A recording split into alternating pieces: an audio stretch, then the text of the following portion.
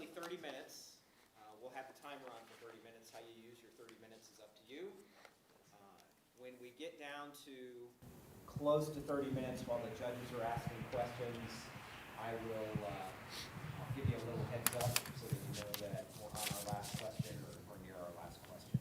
And I'm going to close these doors real quick. All right. Main Street voice closes up. Yes, I can. I can definitely. All right. Thank you.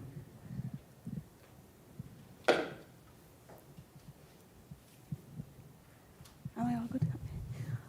Good morning, everyone. It's wonderful to be here. I am Shobhantika Pal-Chaudhary, Sue Pal-Chaudhary from S&J Nanochemicals. And today I'm going to tell you about some really cool technologies and how we are going to, and our path forward with those nanofertilizer technologies at S&J Nanochemicals. I'm also a faculty at University of Dayton, and this technology was developed at UD. And with that, let me go to my next slide and talk more about it. So one of the things that we had was for our farmers, right now, the growers and farmers, what they are faced with is to increase the yield of crops and increase the yield of their variety of crops and increase the fertility of the soil. They have to add a huge amount of bulk fertilizers, pesticides, and lots of chemicals. And those have effects. They have to worry about whether they leach into the neighboring farms or whether they contaminate the city's water. And they're always looking for that. That adds to the cost of the farming in general. So what the micronutrients and the secondary nutrients, what they do is they can increase the yield of crops from 8 to 20%. And also the bulk NPK fertilizers, that are the primary fertilizers that the growers use currently. They're increasing in cost constantly. And with that, so that's a problem that we wanted to look into. And with that, here is a breakdown of the different micronutrients that the different plants and crops need for growing. And basically ammonia, NPK, ammonia, nitrogen, potash, and phosphorus, all of that. The cost of that is increasing each year. And each of these micronutrients, if we can take a look at it, and if we can use these micronutrients instead of the bulk NPK, that would be beneficial for the farmers. And really, the major fertilizer companies are always looking, and also the farmers, they are looking for more sustainable alternatives for the fertilizer. So that was one of the needs for the market that we had. And if you take a look, here we have one of the micronutrients that I wanted to discuss about is the iron. And the iron is used for respiration by the plants and also for production of chlorophyll and so on. And compared to the bulk, if we reduce the size, if we make it nanoscale, then it's more readily uptaken by the plants and the crops. That way, we don't have to use it in excess, and that was the idea behind the technology. Right. With that, we came up with this. Keeping that in mind, we came up with this very cool nanofertilizer technology, which is composed of micronutrients. It's a liquid fertilizer, and nanoscale, meaning very minute scale particles. And what we have is those micronutrients at the core, and that's the technology. We have the micronutrients at the core there. And on the surroundings, we have biocompatible ligands surrounding it so that it's environmental friendly, and it's a green technology. And what that does is at couple drops, at just a single drop per seed, it's going to increase the yields of a variety of crops, lifetime of a variety of crops, and also the health of the plants, resilience of the plants. And the two key facts, it's sustainable and very cost effective, just because of the minute quantities that we can use the nanofertilizer. And we named it HEMA X and Zeta X line of fertilizers because we have 6 different products, and each of those have different compositions, all consisting of various micronutrients that the crops need. And this is effective over a wide variety of crops, not just one specific crop. For example, in Ohio, it's a corn belt. We have the farmers, if they're growing corn or if they're growing soybeans in some other parts of the country, all of the nanofertilizers are useful for all of those. We tested it for potatoes, various legume crops, and also for grass, for homeowners, for grass and different things. So it's effective for a wide variety of crops. With that, let me go to, we started this started this at the lab scale. And this is some of the results from our lab when we were developing the technology. What we did is we took a control where we had no nanofertilizer treated seeds, and the soil was not treated with any fertilizers. And then in the other sets, we have plants that are seeds that are treated with the nanofertilizer and in soils that have no fertilizers in it. And we saw an increase in the plant growth. And that was the results from it. And that's one specific nanofertilizer that I'm talking about. That's the iron-based one. We also have zinc-based, copper and zinc-based, and so on. And this is the effect on corn. In the next few trials, we also tried, because we spoke with various farmers after this, with our taking this technology, we discussed with different customers.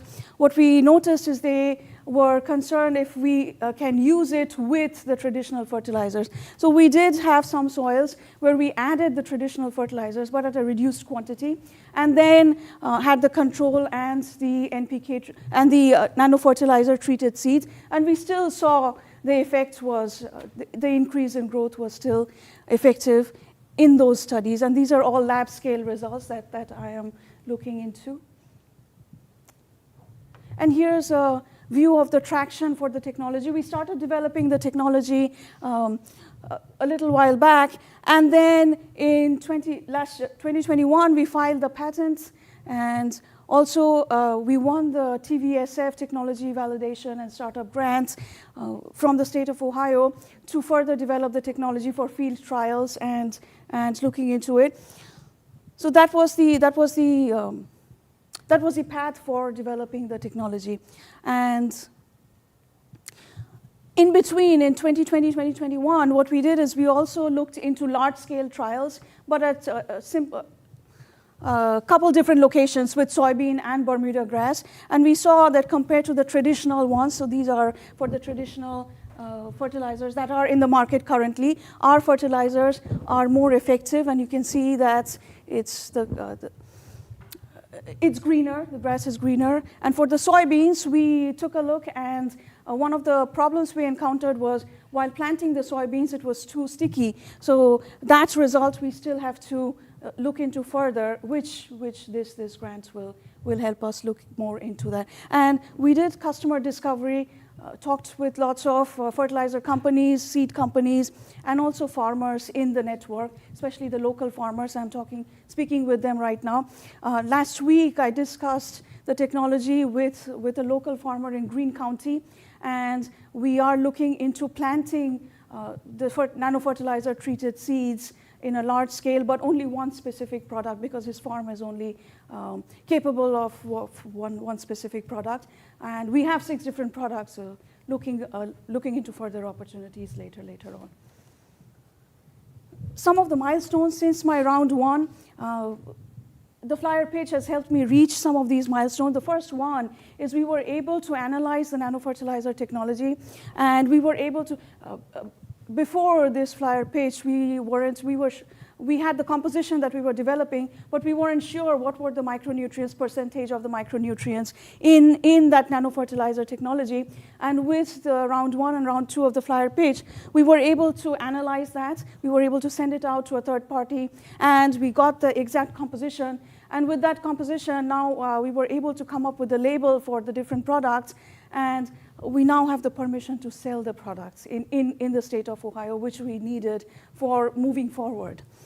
So that was one of the key milestones that we were able to reach using the flyer page as our pathway. And the second milestone, and this is really, really cool for me, First of all, I was able to develop a partnership with CXO Business Solutions, and they have helped me. I have not put the logo and the design there yet because I received it a couple days ago. But we have a brand new logo, a different branding, which makes it more attractive for the customers while speaking to farmers or while speaking to fertilizer companies. So that was a big help for establishing partnerships and trying to look strategically into more partnerships. That was through the flyer pitch also.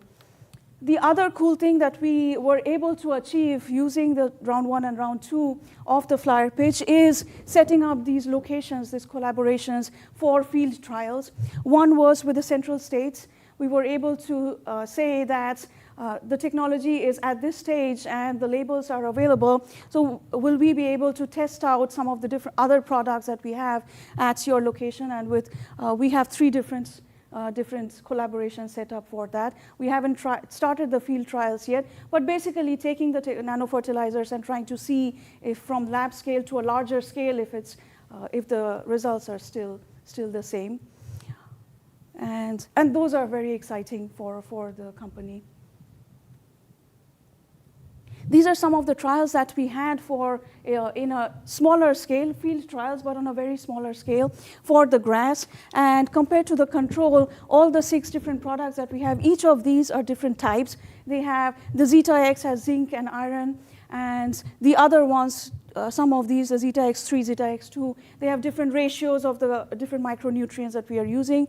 Hema X has different ratios of the iron that we are using, and also the coating is different. So variations of the nanofertilizer and its effects on the product, which here we are using grass as the crop that we had. And recently I've also been trying to see the effects on the rhubarb and different vegetables, but we are still in the process of getting the results for that. So with that, let me come to the benefits of the technology. The real key benefit for this technology is that it's used at only a single drop.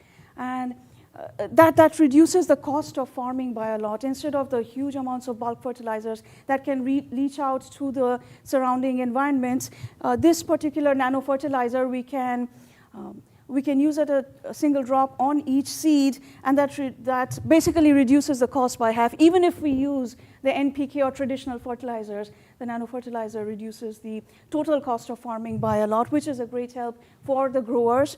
And the other thing was it's very sustainable and green technology, which is what we were trying to come up with based on the need of the markets.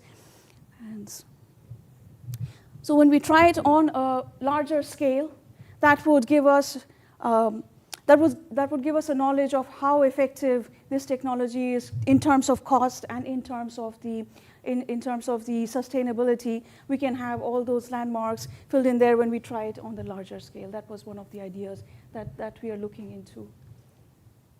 The target markets is the global markets is $155.8 billion US, and with a high rate of GDP growth. But we are mostly looking into the North American market.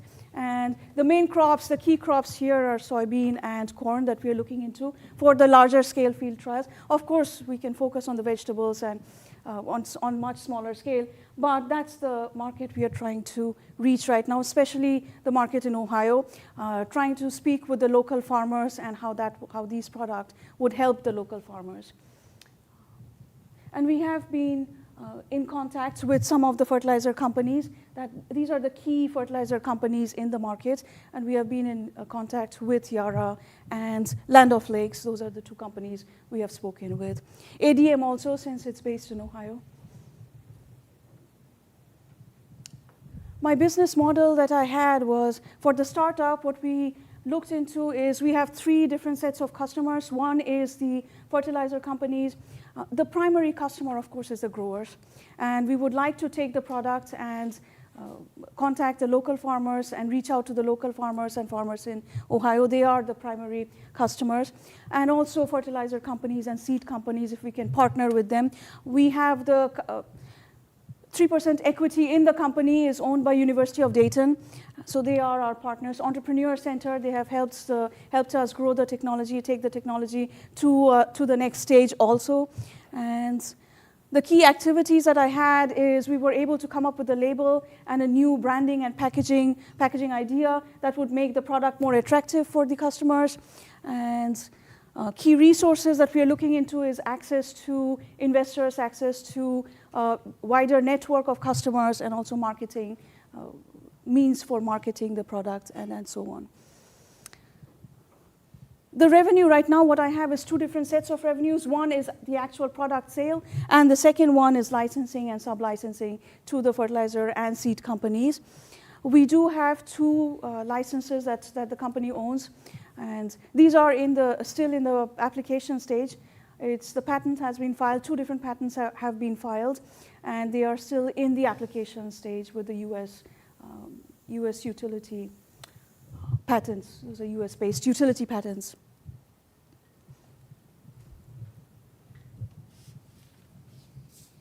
And with that, I have the financial projections that's for the next 5 years. Mainly what we are looking into here is revenues from licensing and revenues from sale. And I have the production costs because even though it's a small amount, we do have to have a production facility for producing the nanoscale fertilizers. They are sustainable and they are environment friendly, so they can be produced very easily. It's not very difficult, but we still need the facilities for production. And also personnel for making the product in the larger scale. And this is based on 25,000 acres of treated farmland in Ohio. And for that, we need personnel that can help us, interns and personnel that can help us reach that stage. So these are the breakdown for the next 5 years of financial projections. One thing I wanted to mention here is I'm looking at equity and investments too, and SBIR grants. We are applying for several SBIR grants from USDA, National Science Foundation, and those are the equity that we are looking at, grants and equity from local investors. I have one local investor that will be funding the first small-scale trial with the Green County farm, but that's on just one single product. And with the flyer page, we look to do more. My marketing strategy is basically reaching out to the farmers, customers, and also with UD entrepreneurs, UD, Propel Dayton, and entrepreneur centers help. I am looking to reach out to the investors and different companies, different farmers, basically personal contact with them instead of just email or going to their farms and speaking with them. There are different types of farms we are looking into, small-scale farms, and also larger-scale farms that we are looking into. The farmer that we spoke with, he is 65 years old, but we are also looking to reach farmers that are just entering the market, younger farmers. That way we have that way the technology is known to all the growers, because it is very sustainable and useful. We want to make a pathway from the lab to the market for this technology. This is our team. Right now we have the founder and co-founder. I am, of course, based in University of Dayton.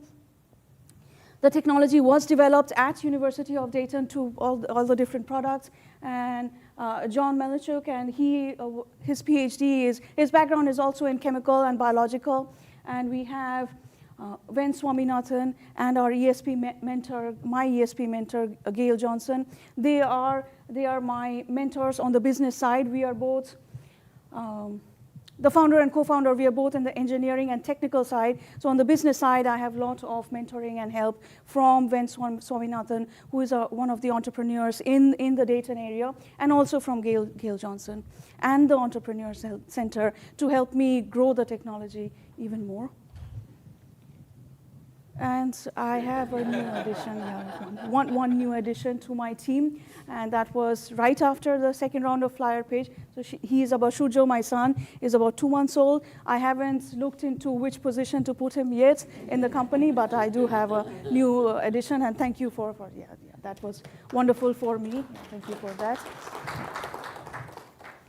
So in a nutshell, that is the technology. We started with an idea, the nanofertilizer, and the idea was if we take the micronutrients at the smaller, to a smaller scale, will that be more effective will that be taken up more effectively by the crops?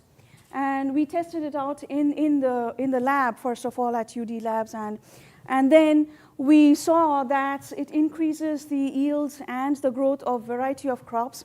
And from there, we wanted to develop it more and see if, in the field if that would be effective, and so on. And that's a journey for the nanofertilizer technology. And the ask is, with this flyer pitch, there's also 2 key milestones that we have been able to reach with the first and second round of funding from the flyer pitch. That was making the technology based on the regulations in Ohio, getting the labels and making it market ready. So those are the 2, and also networking with farmers and being able to set up collaborations where we can use this as a test bed and then have a larger scale trial. Maybe not the huge farms, but on the smaller farms, if we can test it out. So those were the 2 key achievements we had.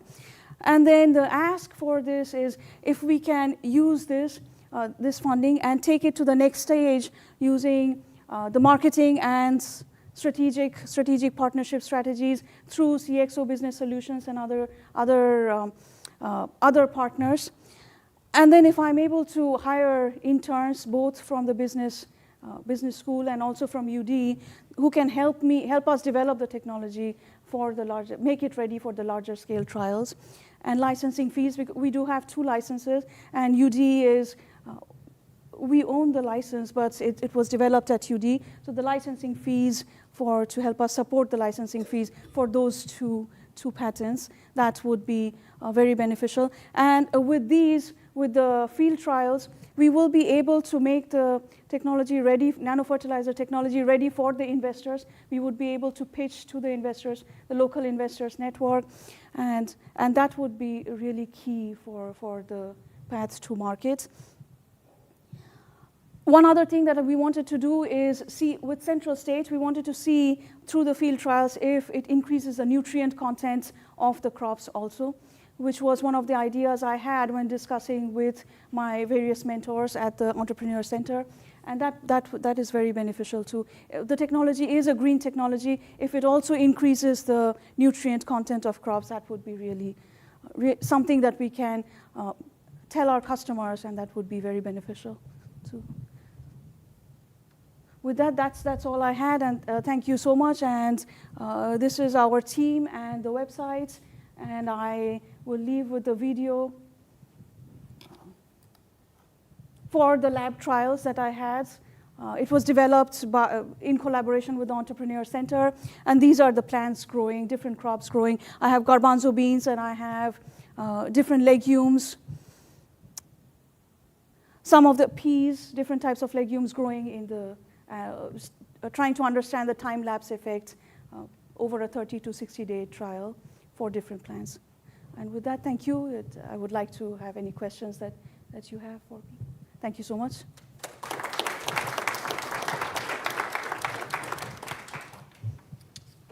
Can you talk a little bit about sort of like the actual distribution and sort of application of that you see? So it seems like, so your primary customer is farmers. Yes.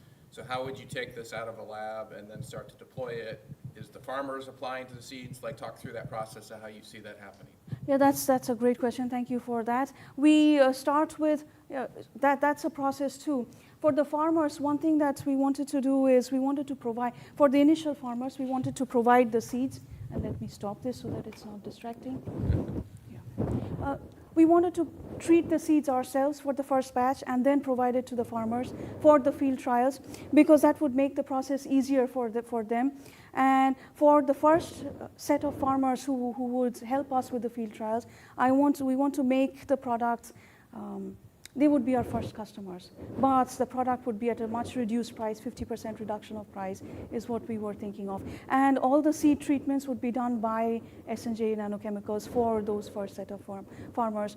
Distribution, we would give them the seeds, but the farmer would, for this first farmer, we asked what type of seeds, what type of crops they are interested in, and they were interested in beans or corn, and that's what I plan on doing for the next few set of farmers also. Go ahead, Vicky. Have you looked at the processing expenses versus that, right? Taking a dropper for every seed seems to be could be very tedious. Yes. Can you describe that? Because I think that goes to your question. Yes, yeah, definitely. Thank you for that. And what we plan to do is first of all, we plan to start with a barrel, huge barrels, and then dilute the nanofertilizers. This one, basically, about 700 ml would treat about 30 to 40 acres of farmland, something like that.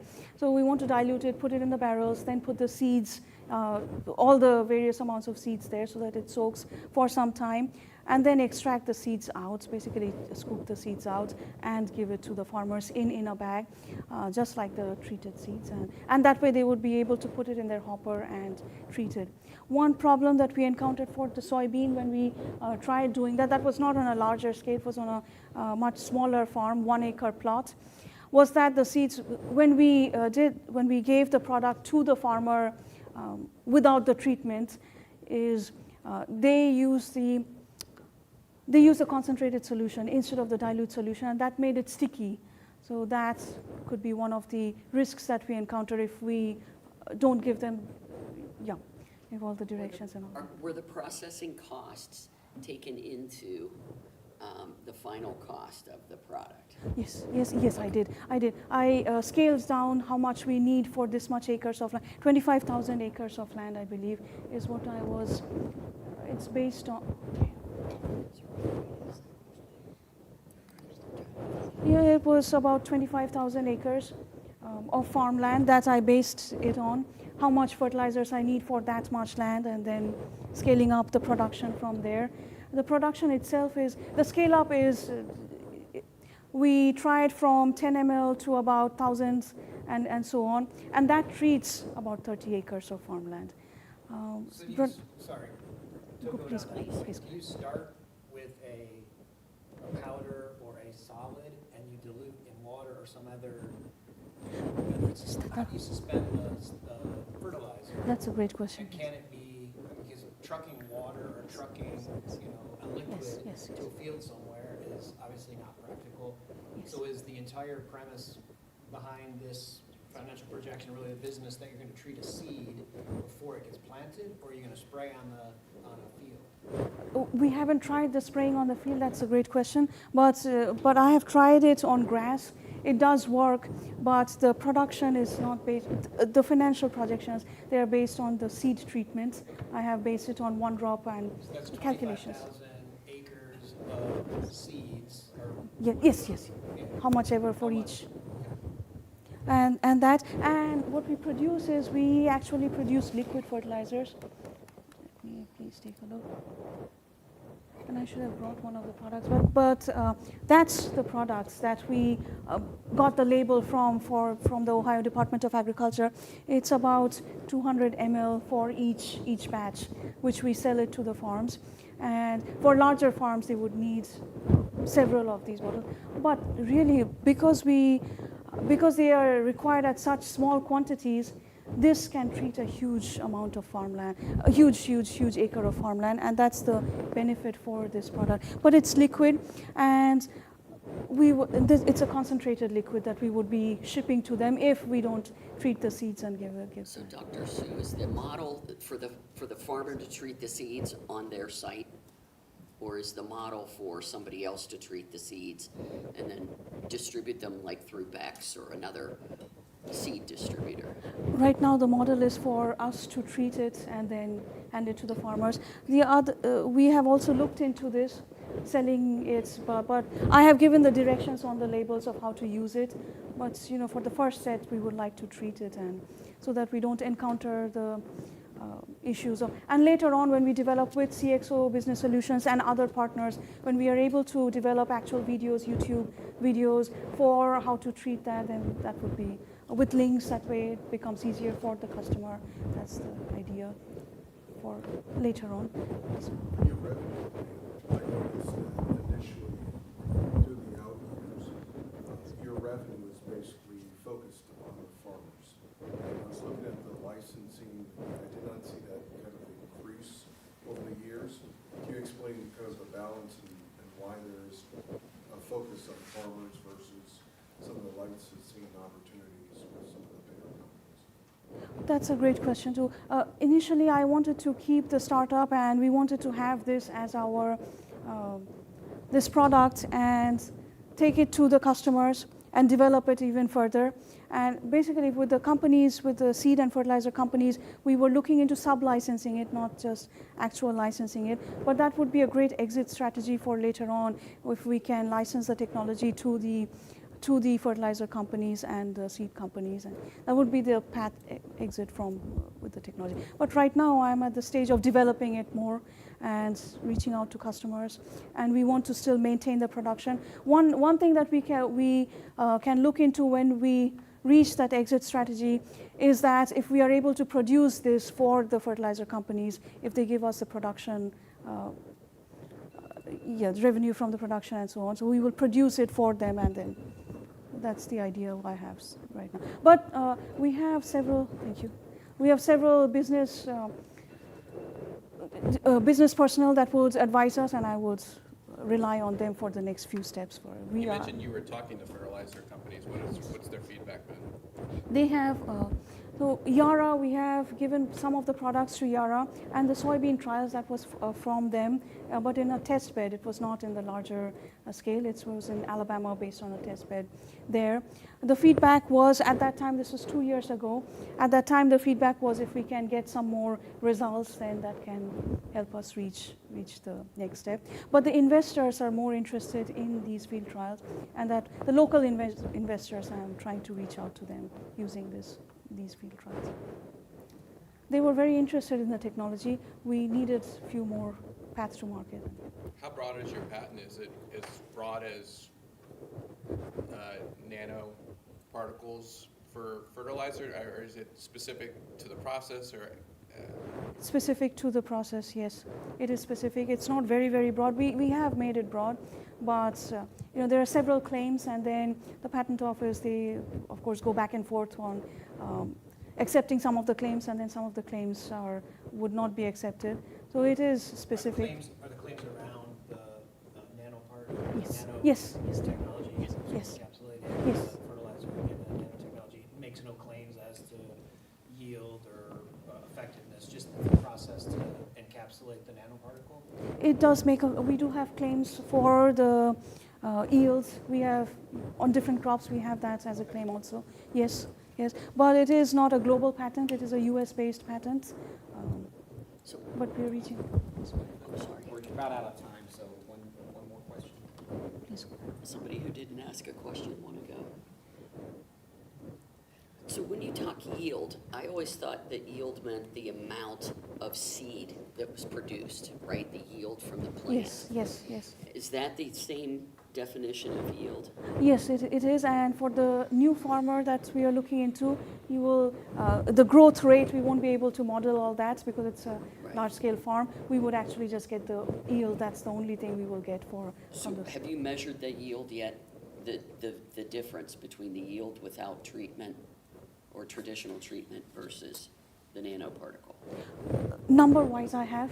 Okay. Weight-wise, I have not Okay. yet. But I've seen the root growth and all those. Those we have measured. The Understood. plant and root growth and all Got that. it. The other thing is it also produces, those seeds also produce next generation plants that related to the toxicity. We did look into that also. Thank you. Thank you very much for the question. Thank you. Thank you.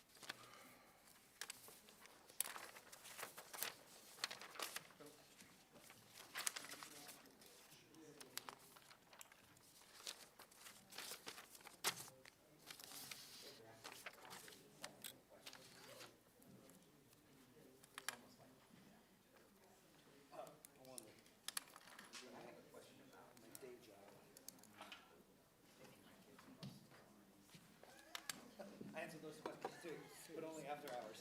You got good. Like slow. When was the last time you used the word nanoparticle? On the guest. Want to add yours to mine?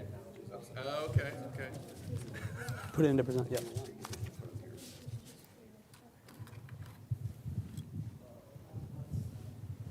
Judges, are you all ready? Not yet. Sorry, my internet.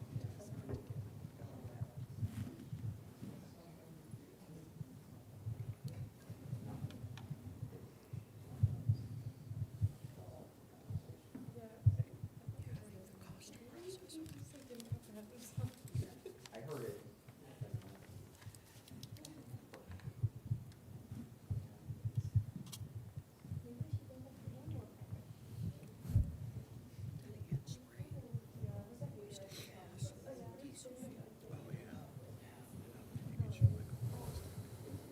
Are we allowed to use tents? Are we doing, using whole numbers? You can use tents if you need to. Only tens? I mean, ultimately, we're going to go into deliberation and you guys are going to talk about it, so. How about hundreds? Can we use hundreds? That's what I said. Come on, man. Let's get out 3 decimal places at least. Into the thousands.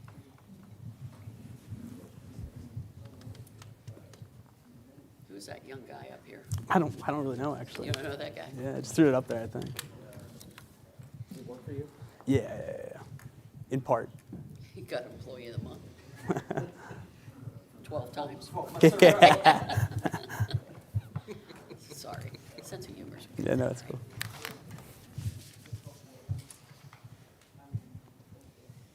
You guys ready? Yes, sir. All right, Joe, you ready? Yep, all good. All right, Rude. Okay, go ahead. Hi, I'm Joe, and I'm a landscaper.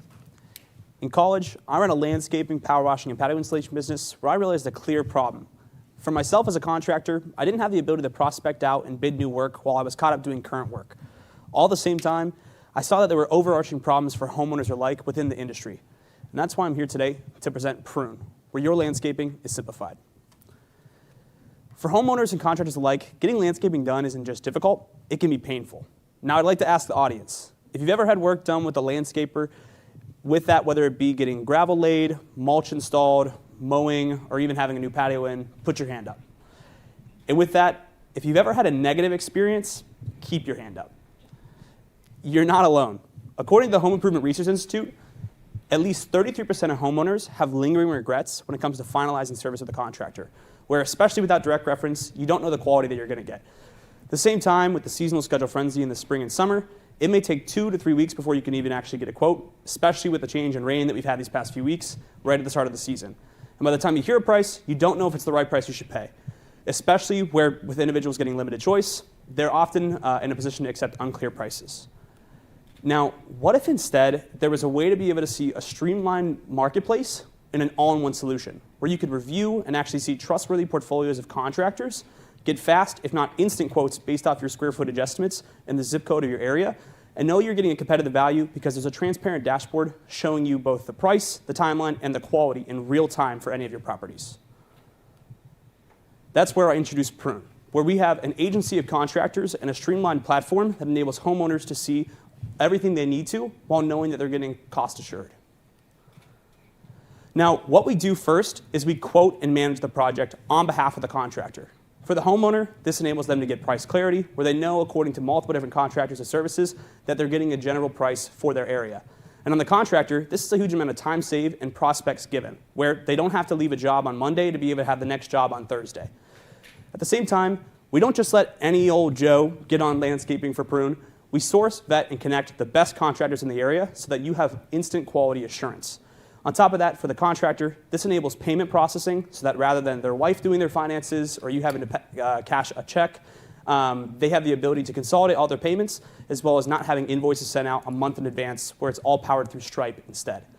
On top of this, we have a live service dashboard that enables the homeowner to be able to monitor their cost, timeline, and quality, especially for multi-property owners such as an Airbnb or VRBO or realtors that aren't always on site. At the same time, we enable business management tools where the landscaper has the ability to see what their revenue is by month, a breakdown by service, as well as seeing how they can prospectively grow their business according to what we are able to provide. And having a one-stop shop, we enable homeowners to be able to go to one location working with one stakeholder and have multiple landscaping options, whether that be for a realtor company or a property brokerage or a homeowner that might not have one company that can do their year-round services. Prune has the ability to consolidate it all while only working with one individual. And for the contractor, these are free new leads. Rather than some competitors where you pay by lead with no guarantee for service, with Prune, you only pay for what you get. And for the homeowner, it's entirely free. We take 20% of the top line service revenue on behalf of the contractor through the value that we provide. And now with that, I'm sure many of you think of landscaping as $40 mow jobs here, $500 of mulch there. But what I bet you don't know is that in the US, landscaping is a $150 billion market size, with 62% of that coming from single-family residential homes.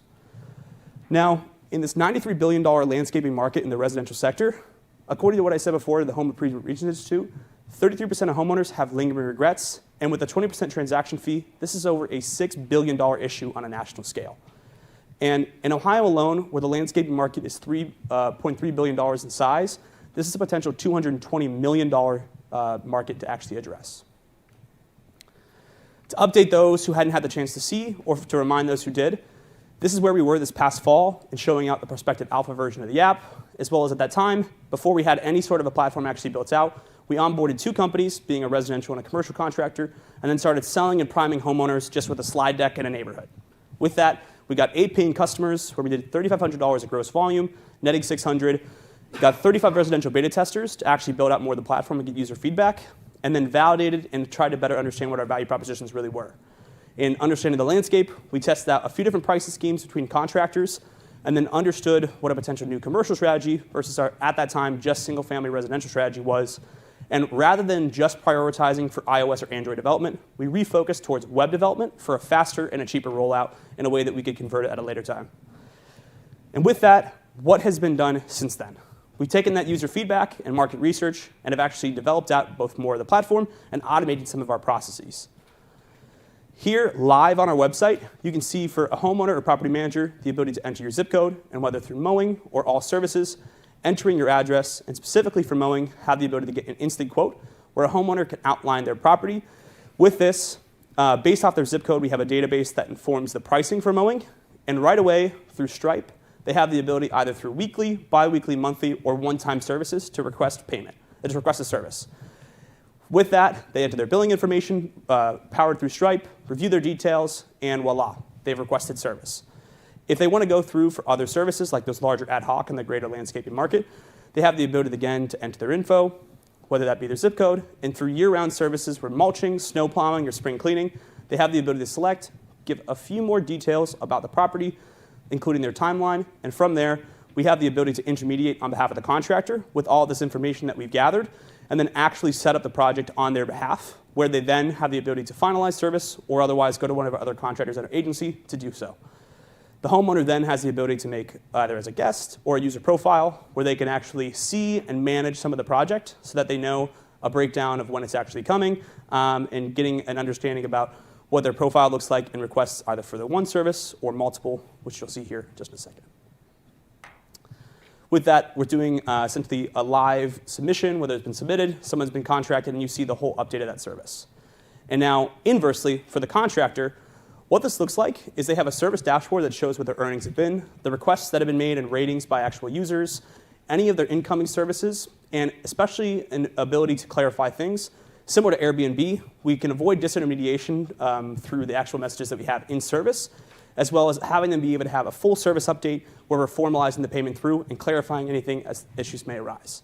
At the same time, they can see in-progress jobs, upcoming leads, as well as completed services that they've had done.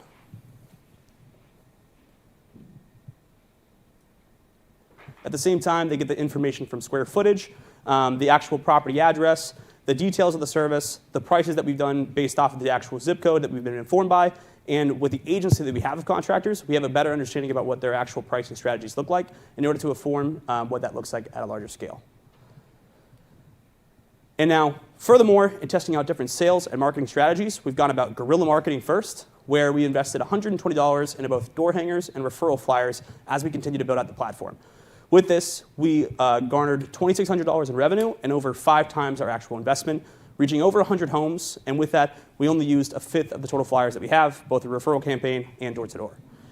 More importantly, in thinking about our scale, we ran a targeted email campaign where we made accounts through both Apollo as well as GridSend under an official Prune email for joe@prune.net, targeting transplanted professionals, young homeowners, and property managers, whether that be banks foreclosing on homes they soon need to appraise and need on-call service for, realtors, or property brokers in the residential space. With this, we were testing our metrics based off open rates, click-through rates, and conversions, and are changing our strategy according to that in order to optimize our ROI. And with that, no need to squint. You don't need to read this fully, but I wanted to show you guys more about what that action plan actually looks like. We actually tailor a 4 outbound email approach to each of these target customers, changing subject testing, having A/B testing that we're doing to optimize our ROI. And with that, we have this running in perpetuity through Apollo and GridSend, like I mentioned, where on warmer leads, we actually close with a cold call from there that we've already acquired. And with this, more importantly, is the changes that have happened since last round. We've partnered with 2 more companies, where we now have 4 companies under agency that we worked with, have gotten 7 more customers for a total of 15. That includes a realtor company that we've actually onboarded for services and on-call work, including additionally another property management company that we're in continuous talks with. We have over tripled our gross volume, where we've done another $6,500 in revenue before the spring season has even begun. And then in increasing our rates from 12.5% to 20%, we have over tripled our takeaway, where we had a gross of over $10,000. We've additionally, through Lowenstein Sandler, gotten free pro bono legal services that they're developing out service contracts, privacy policies, and our trademarks currently. And more importantly, what did we learn, and not just what we've had, but how we're accelerating our growth in the future? We've gotten a great understanding about our product market fit. Firstly, in what our position is, as well as how we work and who we work for. In understanding what our pricing validation is, we see at scale how we might be able to increase these and benefit our margins. Furthermore, in understanding new value propositions, we've seen for multi-property owners what we have the ability to do in a live service dashboard for management for price, timeline, and quality, as well as in streamlining all the financial management so that multiple stakeholders at a company can get on a Zoom call and see everything for their finances for landscaping and contract work, rather than having to manage multiple checks, quotes, and invoices months after the fact. Furthermore, we verified our residential customers for professional women, transplanted professionals, young homeowners, and some of the elderly. With that, individuals that are busy, have expendable income, and might not have much of a familiarity with contract services, as well as in larger thinking about how we're reducing our customer acquisition costs for larger gross volume, identified new customer segments for realtors, Airbnb and VRB hosts who often are renting out properties that they're not on site for to be able to actually see, and in having a dashboard they can see the management of it, whether that be for external services or prospectively for the future, bundled up internal and external cleaning services, brokerages, residential holding companies, and living communities from HOAs to multi-property that we have the ability to actually streamline and do bundled packages for. Also, we're not just a connector. Firstly, in bringing a white glove introduction to the blue collar market, we allow homeowners to have immediate problem solving where we streamline our process, as you saw before, with mowing versus ad hoc services, that we can have a gateway to reoccurring services through mowing that enables us to get garnered attention and traction for those larger ad hoc work. Furthermore, the commercial significance for these realtors and property brokerages is that there's a visual impact, and it's the first thing that a new homeowner would see before actually buying a property that we can actually market to these property owners.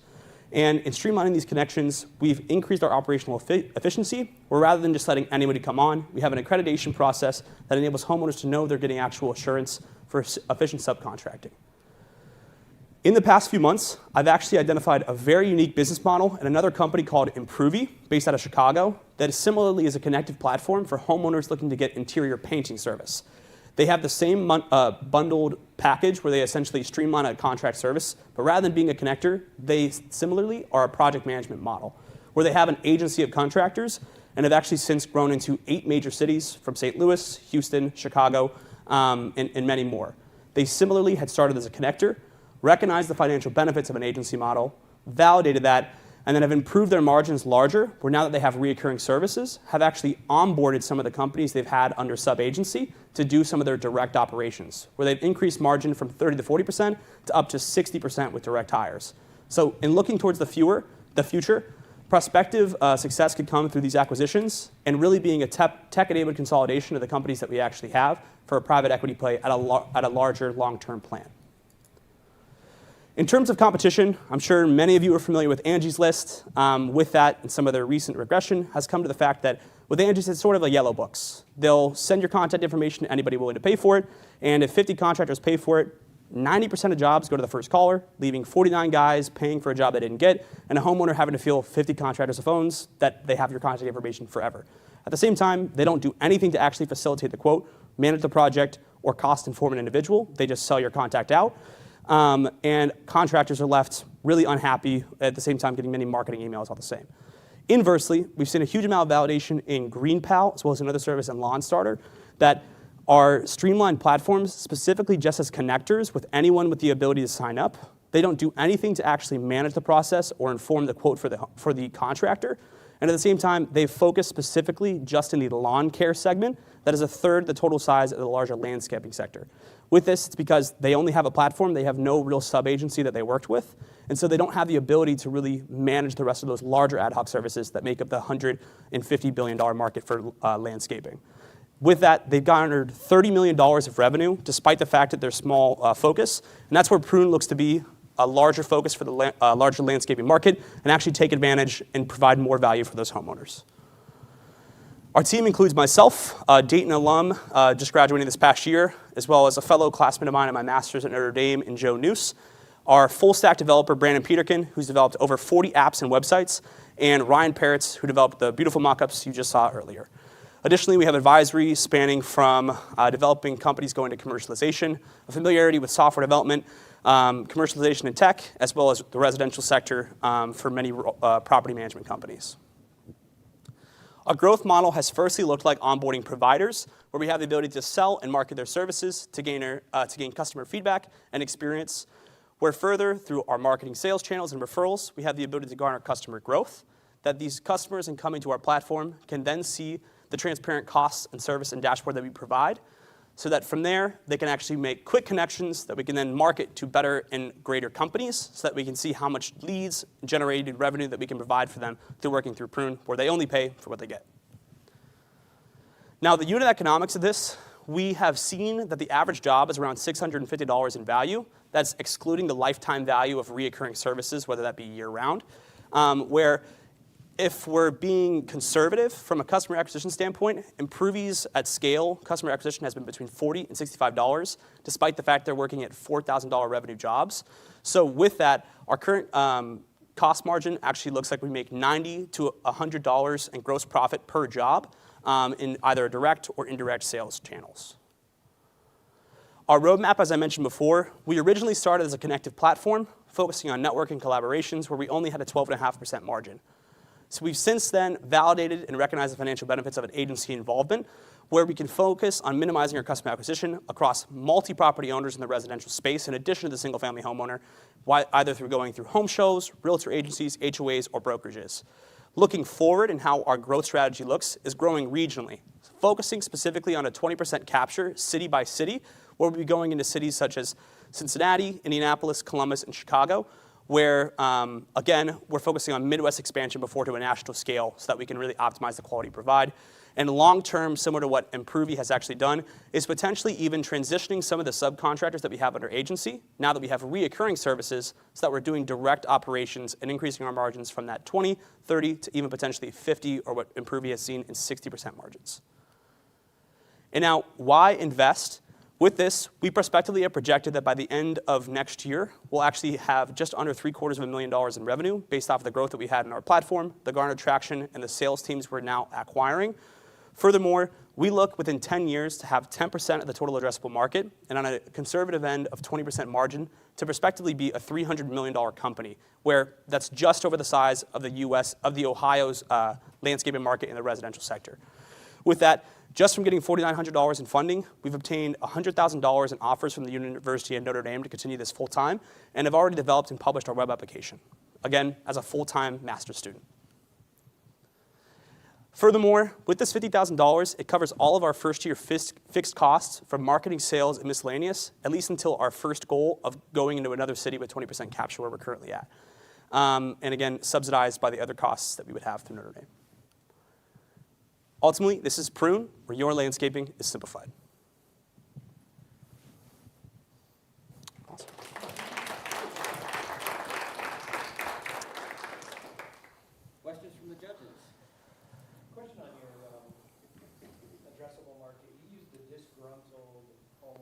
as sort of the foundation of your market. Why did you choose that? So I am a disgruntled homeowner. I had some landscape done, wasn't happy with it, but I had it done. Mhm. I guess, well, I'll let you answer the question. If I'm disgruntled with the guy who cuts my grass, that's easy to replace. If I'm disgruntled after somebody did plantings and trimmings and all that, less easy to replace. So tell me why you started with a disgruntled homeowner as opposed to just the general landscaping market. Yeah. Well, firstly, where we started like as a connector, where we were seeing that for homeowners, they have like the least sort of a purchasing power and ability to be informed on costs is where that initially had started from. But furthermore, in doing that, because of how large a single-family homeowner is, when it comes to a disgruntled homeowner, like, yeah, you might have a reoccurring job that you could really easily replace for mowing, but those larger ad hoc services, the $650 that was spent, but you'd still want, whether it's the same contractor doing it or another, the ability to do other services in the future, whether that be mulching, a patio installation, rock installation, or those same reoccurring for fall cleanups and mowing. And so even if that one ad hoc service didn't happen or didn't work out well for you, you'd be looking prospectively to try to have someone who can do the mowing as well as future work you'd have, where on average that job would still be $650 the next year for another ad hoc job like a mulch or other like fall cleanups and stuff of the sort. I'm curious about the onboarding of your landscaping vendors and what that's been, you know, how that process has worked. And is this, I can certainly see this from a customer, you know, from a residential homeowner perspective. How are they, like, how are they, you know, receptive to this? And how, you know, the 20%, I mean, that's a big chunk. How are they, you know, is this meeting a need for them? Yeah, no, definitely. I think it's a perfect question. Firstly, I know we have the 4 companies there and it's kind of come up to scale. I am confident we could have had more companies. With that being said, if you even look at the last like 2 weeks where it's rained torrentially, mowing is just supposed to start like this week and people are already backed up weeks ahead. And so with that, like they're making up for the work they've already sort of missed out on before they can even prospect other jobs. At the same time, if it's saving them time from having to actually go out to do other jobs, that they can focus on these ones and then just say, hey, I have a job set up that I'm going to get more than I otherwise would in the time lost or the scheduling that I have to do, and then you're going to manage all the finances from there, like it's sort of a no-brainer for them. And if they don't want to, they don't have to take the job. And that's why in having multiple agencies, we can facilitate that. Again, they lose nothing by being a part of the agency, but really gain anything that they do. And then inversely, it's really an easy sell. It's just further revenue for them, and they don't have to pay anything if they don't want to. So Joe, are you going to expand this beyond landscaping? So it's a perfect question. I know I met with the services for Notre Dame's campus as well as a few realtor companies where they were like, you know, if we have multiple properties, like, and you're going to maintain my whole outside and give me a dashboard for it, like, I need somebody to do the interior for my properties. And I'm meeting with a cleaning services company next week where the thought would be, especially for an Airbnb or a VRBO, where like at campuses or anywhere else, like Chicago homes that are renting out in Michigan or by lakes that have a ton of homes that they're not on site for, they need somebody to do both internal and external. And the thought would be that we could potentially bundle those services under like a dual-sided agency all the same. Now, what's keeping me from doing the same thing you're doing on the East Coast? In terms of making another platform and an agency. So I will say where other services have built out more of a platform, part of it is the difficulty in actually coming to scale that you're onboarding agencies, and the other ones that they've built out like more of a consolidation just for tech-enabled. They've done nothing to actually onboard companies. And so, I mean, hypothetically, somebody else could maybe make another platform, take the same model agency of like tech, but in actually onboarding, having a familiarity to actually quote and manage the project from an experience of a landscaper on behalf of landscapers is something that they would already have to come up with. So familiarity with the market and then the ability to both do it operationally and then create it like in a tech-enabled fashion. Because you are working with blue-collar guys, at the same time you're working with white-collar homeowners.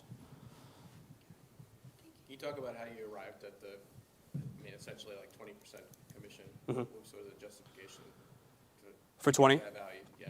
So funny enough, when I was doing like the 10 to 15%, some people would ask me like, why aren't you taking more? Like Airbnb is taking 40% for some services, Uber all the same. And that's where I feel that the margin could potentially even increase more. It started off as like, let me be as conservative as possible. Tried 10, was basically like a no-brainer. Tried 15, no-brainer. Started to do 20. And with the value that we've continued to provide, it's not an issue. And so it's basically been testing it with the actual contractors that have done across the services we've had. But a big part of that comes down to how we're actually pricing it and having an informed opinion on what they would actually price for jobs based off of the area before we even come to them. And that's where the benefit of having an agency rather than just anybody coming on is you have a familiarity with what that actually looks like across the area while working with them. And so it's basically been pressure testing what that commission actually looks like. And then all the same, it's seeing how Improvia has done it for like $4,000 paint jobs where they're taking 30 to 40% on just the management and then 60% on actual co-working. Is that prospectively could actually increase. We've just pressure tested conservatively at this point.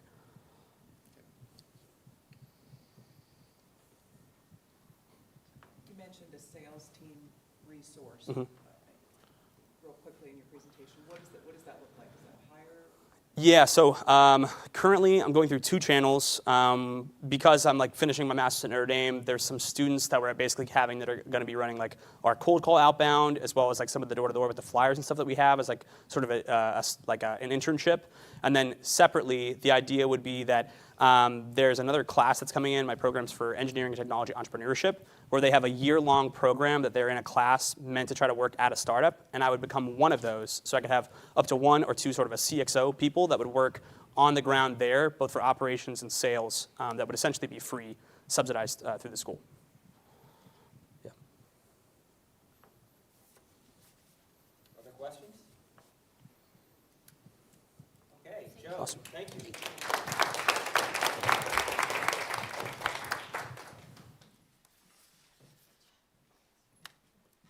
Judges, you guys need a break or anything? Are you good? We'll be good. We get paid by the hour, so. You do? Is that how this works? I just lost it.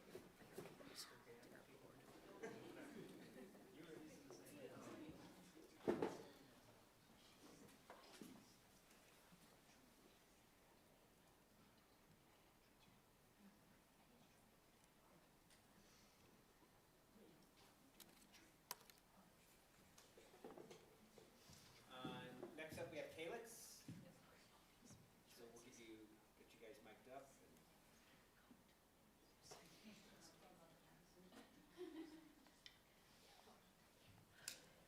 We have 2 people. Do I have to give the mic over or?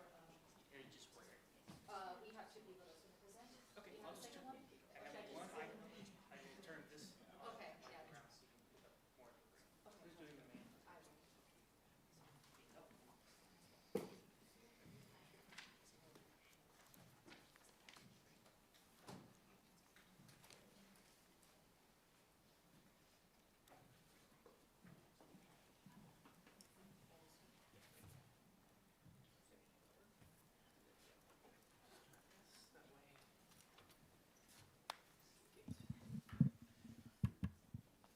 More room sound.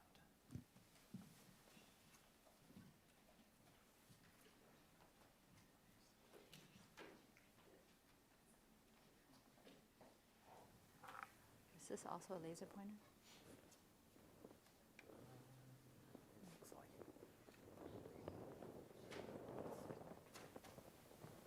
No. Meh, it's okay.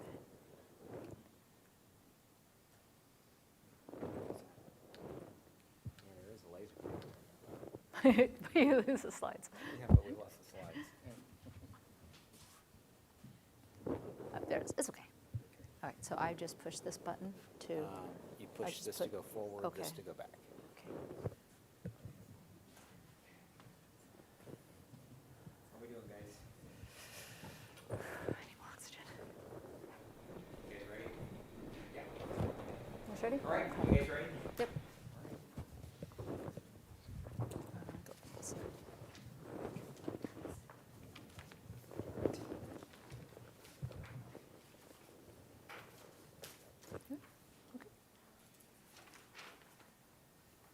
All right. Hi, my name is Wenbei Lai, and I am the COO for Calyx. I'm John Mikaja, the CTO for Calyx. In 2020, every single person in this room was affected by a disease, the COVID virus. This extremely contagious disease blew through our population like wildfire. It was under these circumstances that Chami Kaja, then a PhD student at the University of Dayton, and his advisor, Vanzi Chodavarapu, decided to embark on a mission to bring testing to anybody who wanted to use it anywhere. And after years of research, they succeeded. They were able to create a disease detection system using PCR technology, but using off-the-shelf components, thereby drastically reducing the price for PCR systems. However, in addition, they added an integrated fluorescent optical system and with machine learning and a software app that allows anybody to be able to understand the results. Not only that, you could get results in 1 hour, and you can use what's called dirty samples. So these are samples that could have soil or manure or bodily fluids without pre-processing. In addition, it could test 16 samples at a time, and it can test a wide diversity of diseases that have DNA or RNA. So that could be bacteria, fungal, parasites, or prions, et cetera. As I said before, we use artificial intelligence to boost its accuracy. And the software uses a cloud-based data analytics and logistics support to improve disease management.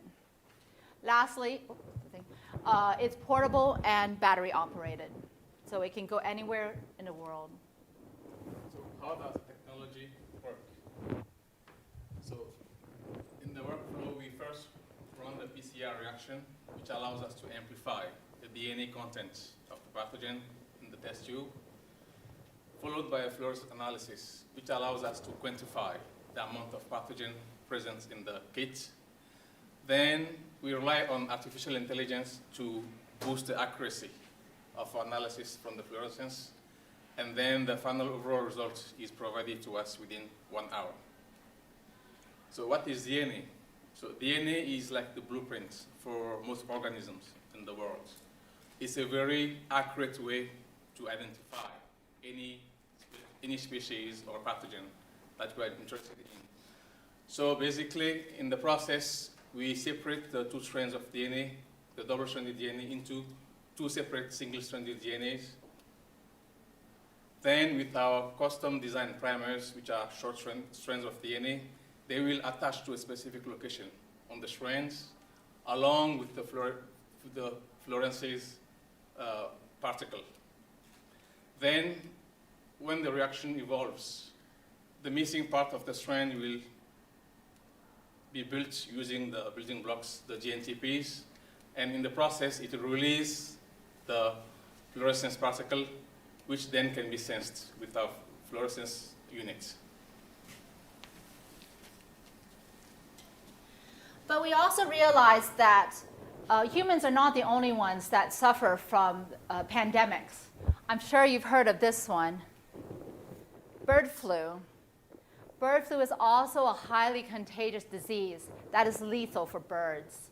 And it affects chicken farmers drastically. And the chicken farmers have to face the terrible decision about euthanizing their entire flock and their investments in order to save the population around them. And in fact, in 2022, 49 million birds in the US were killed to prevent the spread of bird flu. This caused a loss of $2.5 to $3 billion and doubled the price of eggs for customers, which I'm sure you've all seen. Oops. There's other diseases, too, that you may not know of that are causing just as much economic loss. This is just one of them. This is trich. Trich is the STD that's found in cows, and they have no symptoms, so the farmers don't know that they have it. The only thing you realize is, so the way trich works is that it causes the premature miscarrying of the baby inside. And so the only thing the farmers see is that the cows are not getting pregnant, and it's just months too late for them. There was a study done in Texas over 150,000 cattle herds, and 20% of them have uncontrolled trich. They believe this lost 26,000 baby calves, costing about $95 million to trich in Texas alone. However, there's many other pandemics that are out there. Like we have bird flu, that's one. I'm sure you've heard of mad cow disease. These pictures taken from Britain. Currently, what the USDA is super scared of is the African swine flu, which is blowing through Africa right now. We've done a good job keeping it away from the US, but this is a big deal that may be coming. This is Johnson's disease that is also beginning to spread in the US. So Calyx, as a team, we decided to figure out how can we help our farmers and all the animals that they have under their care.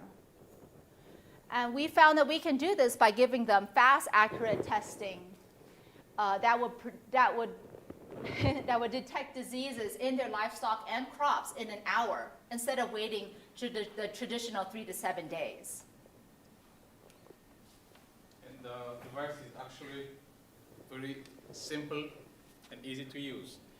All the farmers have to do is acquire the sample from the animal of interest and add the sample to the pre-filled testing kit, place the tube into the device. With one press of a button, they will run the PCR reaction. At the end of the reaction, all they have to do is transfer the tube of interest into the optical system, and with one press of a button, they get the final result. As simple as that. I'll pass the device, and you can take a close look at it. However, what the customer buys is they will buy this base unit that you can see here, and we are planning to sell it for $1,200 per unit. You can also rent it for $150 a month. It'll also have a disease management app, which would be an affordable $10 a month. But where we get most of our money is through the testing kits. You have one test kit per disease, per animal usually, although it is possible to test multiple diseases in one kit. These kits range $5 to $50, although like the disease we saw before can be $100. That's in the field is $100 right now. And the business model we're talking about is the printer and ink model. So just similar to your printers, you would buy your base printer, and then you would keep buying the supplies that go with it. So the majority of our profits do come from the testing kits, not the base unit. Other competition out there, the main competitor are the large testing facilities, like the Ohio Animal Diagnostic Laboratories or IDEX. And like I said before, it takes 3 to 7 days to get results because the farmers have to collect the samples, they have to ship them out, it goes into the queue, and then they process it, and then they get the results out, and it just takes that long to do. There are others out there, other technologies out there that are really not in the market, but I'm just going to say it anyways. You have the personal PCR thermocyclers about this big. They do not have an integrated analysis program. We've also seen one tabletop PCR device in Asia marketed for veterinarians, just testing for cats and dogs. However, Calyx combines everything that we think is needed. So it's a portable device. It has a turnaround time of 1 hour. We have livestock primers. It's integrated with the disease management software so that the farmers can identify how many times they've tested this cow and what was the results and when's the last time you did it and what's the yield in terms of the herd. We are very affordable at $1,200, and the price per test is competitive with the testing facilities.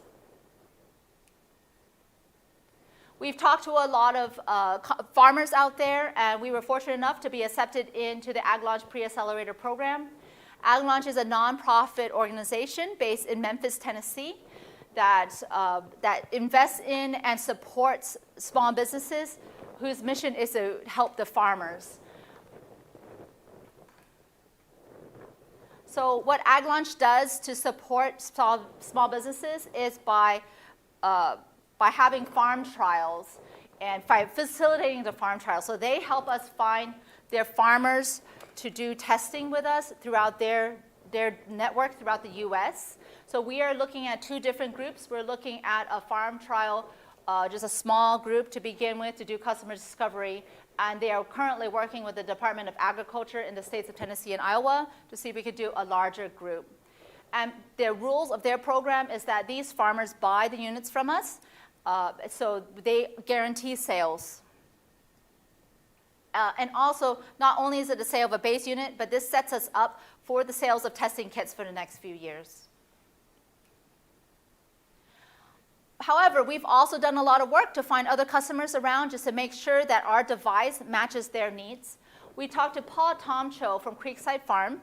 They are based in Athens, Ohio, and they have a herd of about 100 dairy goats. Their biggest problem is something called barber pose worm.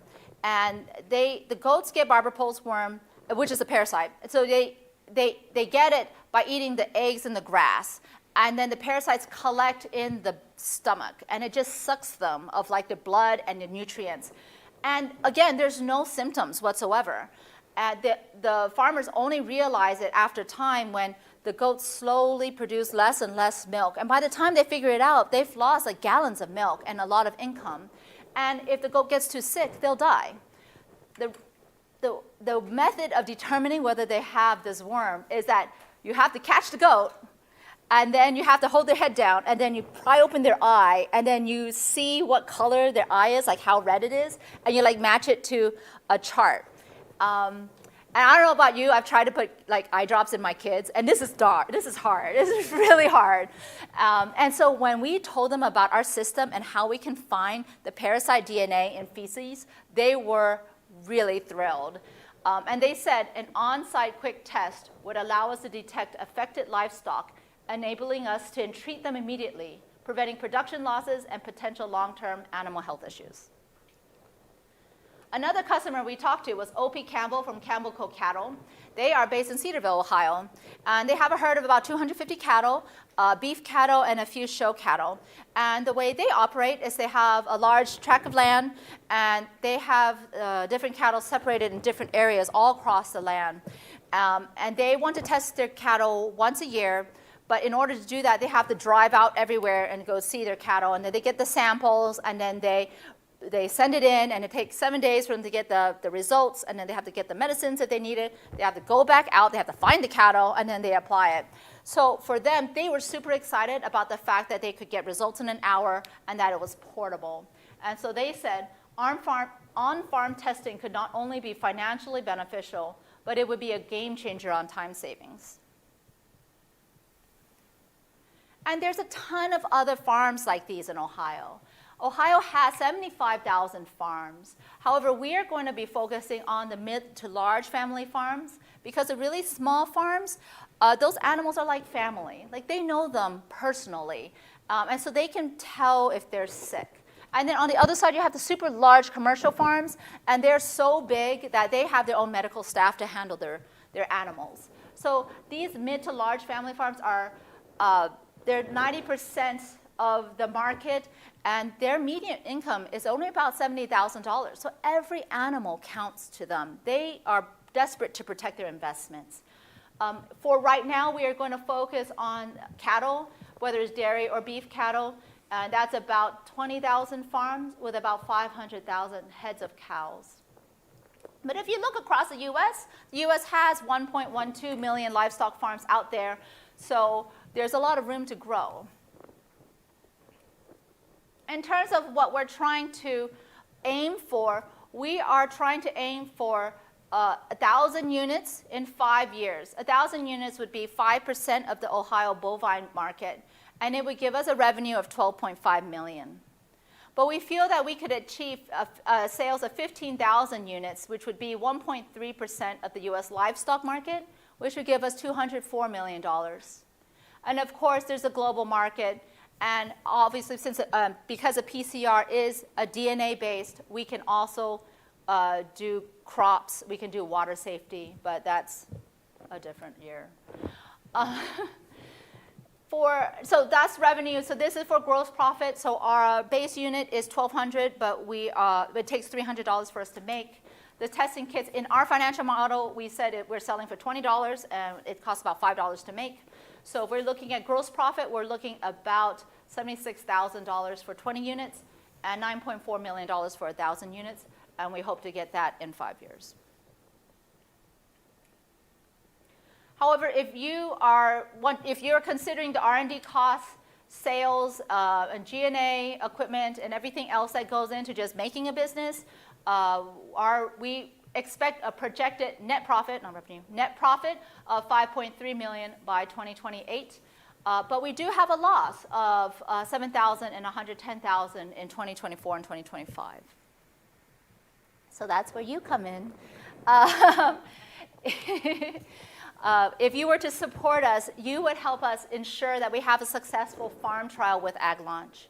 And the way your money would be spent would be hiring UD interns to help expand the testing kit offerings so we can test more diseases. It would also help us run those farm trials with the release testing kits to make sure that we are as accurate as we can be. It will also provide us the ability to buy components for those first base units so we can sell them at the farm trials. Now, who's going to be executing this? Again, I'm Wenby. I'm the Chief Operating Officer. My background is materials science and manufacturing and quality engineering. So manufacturing these items and making sure the highest level quality is my biggest priority.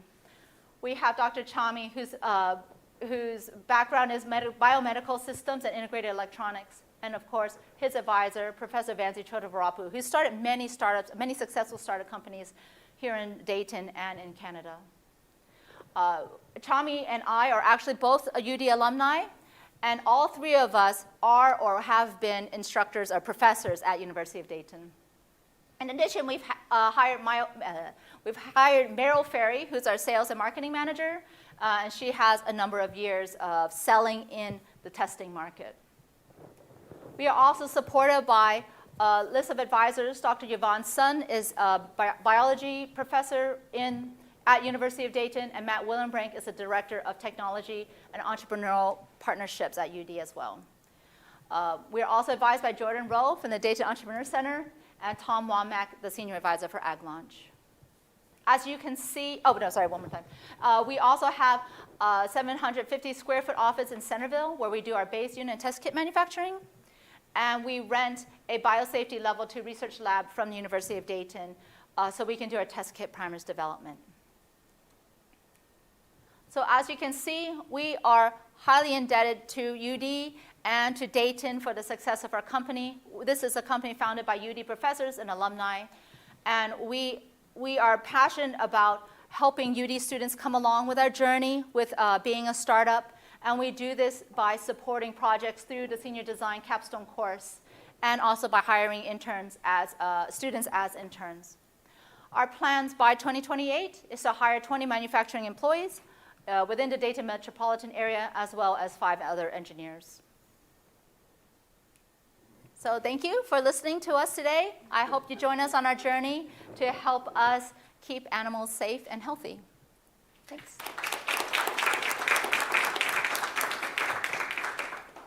Question. Have you guys thought about expanding this? I mean, I think back to when my kids were younger, trying to get them an antibiotic. You know, you had to stop work, go into work, take your kid out of school, get them tested because they wouldn't give an antibiotic or you went a couple extra days and had to do the same thing over again. Have you thought about going into a home market or a pharmaceutical? The issue is having the test in the hands of someone who has the decision-making power to give the medicine.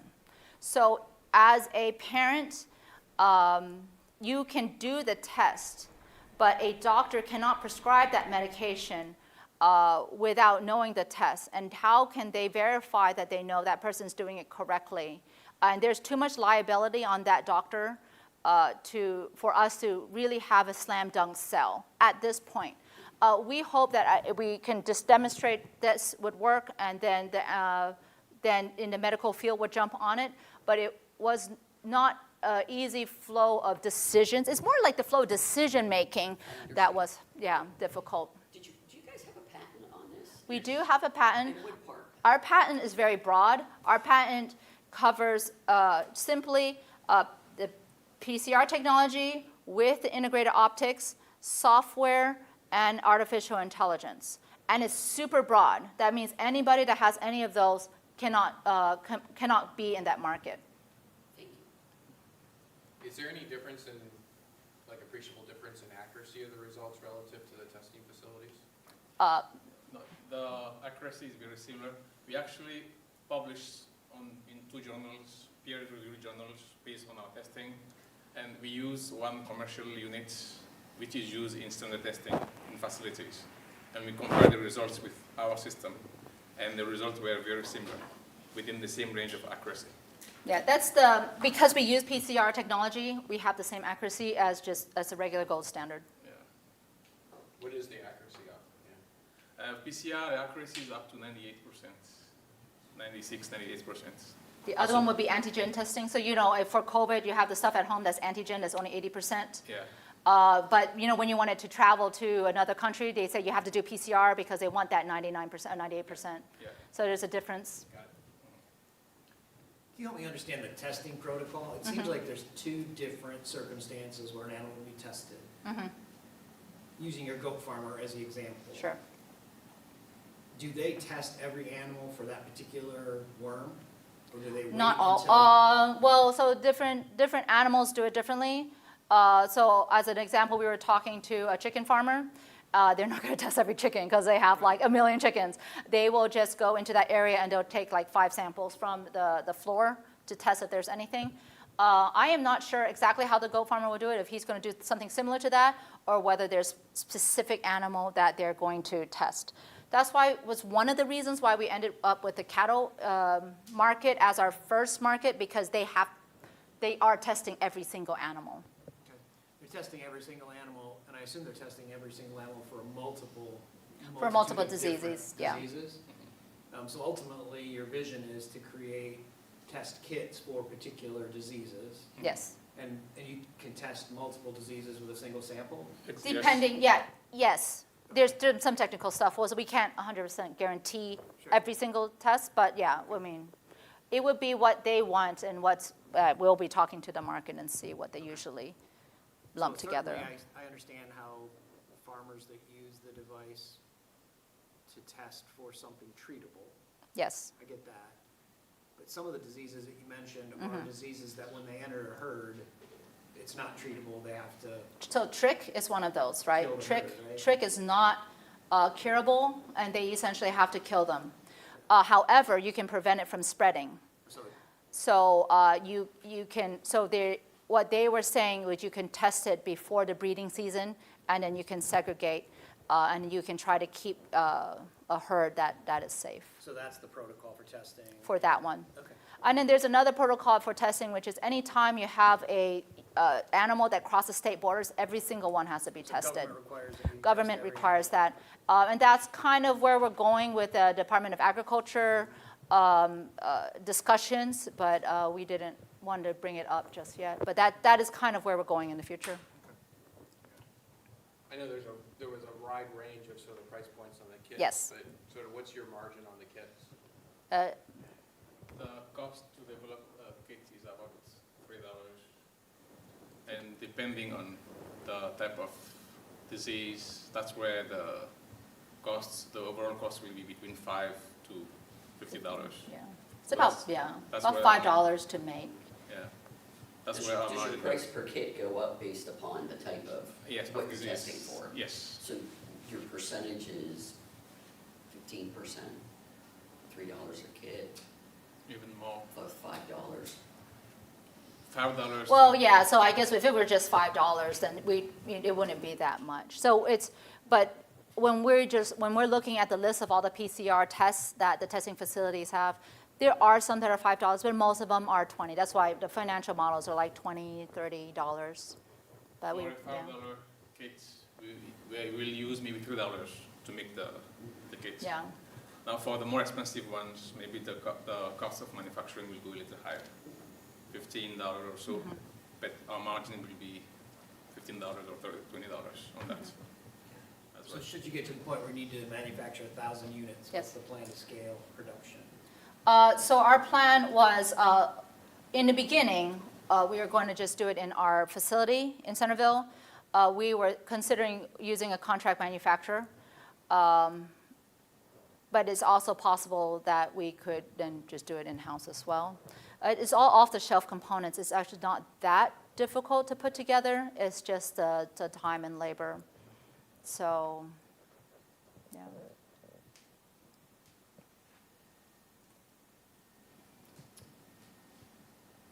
questions? Okay, thank you, guys.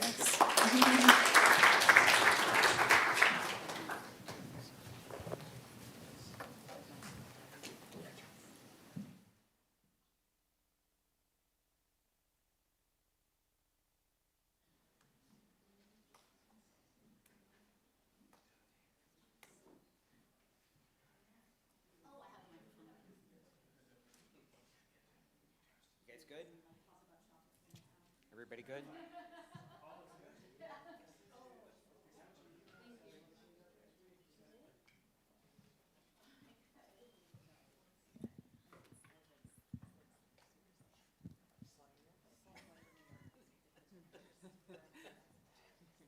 That was a look like, what the heck? Yeah, and I was just trying to recall that one.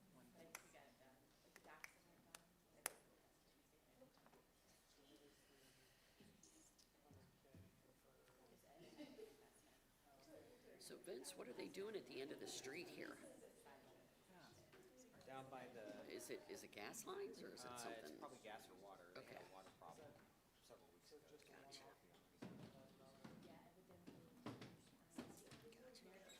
They're always doing something. Well, it's been neglected for so many years, right? I mean, so I'm sure that's part of it. You getting up north at all? We were up there during spring break. I worked in the house. We did a soft open. Can we step out for a quick bio? Yep. Look for problems. Had a tree down on the driveway, furnace wasn't working in the cabin. Gauge of my propane tank on the cabin wasn't working. Oh, gosh. You know the drill. Oh, yeah. Well, we're more, we renovated the house here in Patterson Park once the kids are, and it's wonderful to come in and new plumbing, new electric, you know what I mean? But we're spending more time now in the other place. Well, a commute, but If you guys need a quick break or anything, yeah, if you don't mind, please grab it. We're gonna take like 5 minutes, quick 5-minute break, and then restart. you got room? Yep.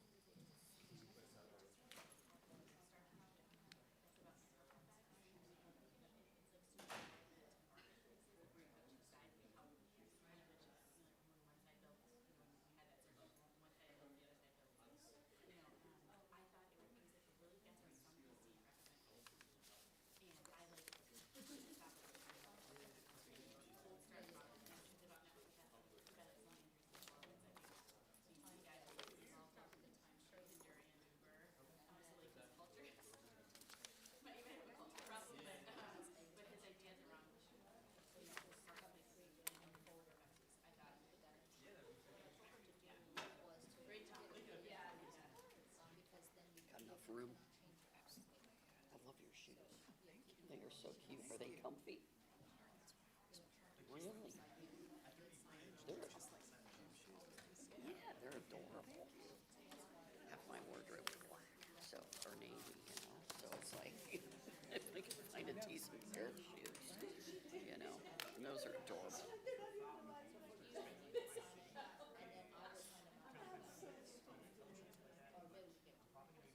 Emily, what do you do? Venture studio, we do.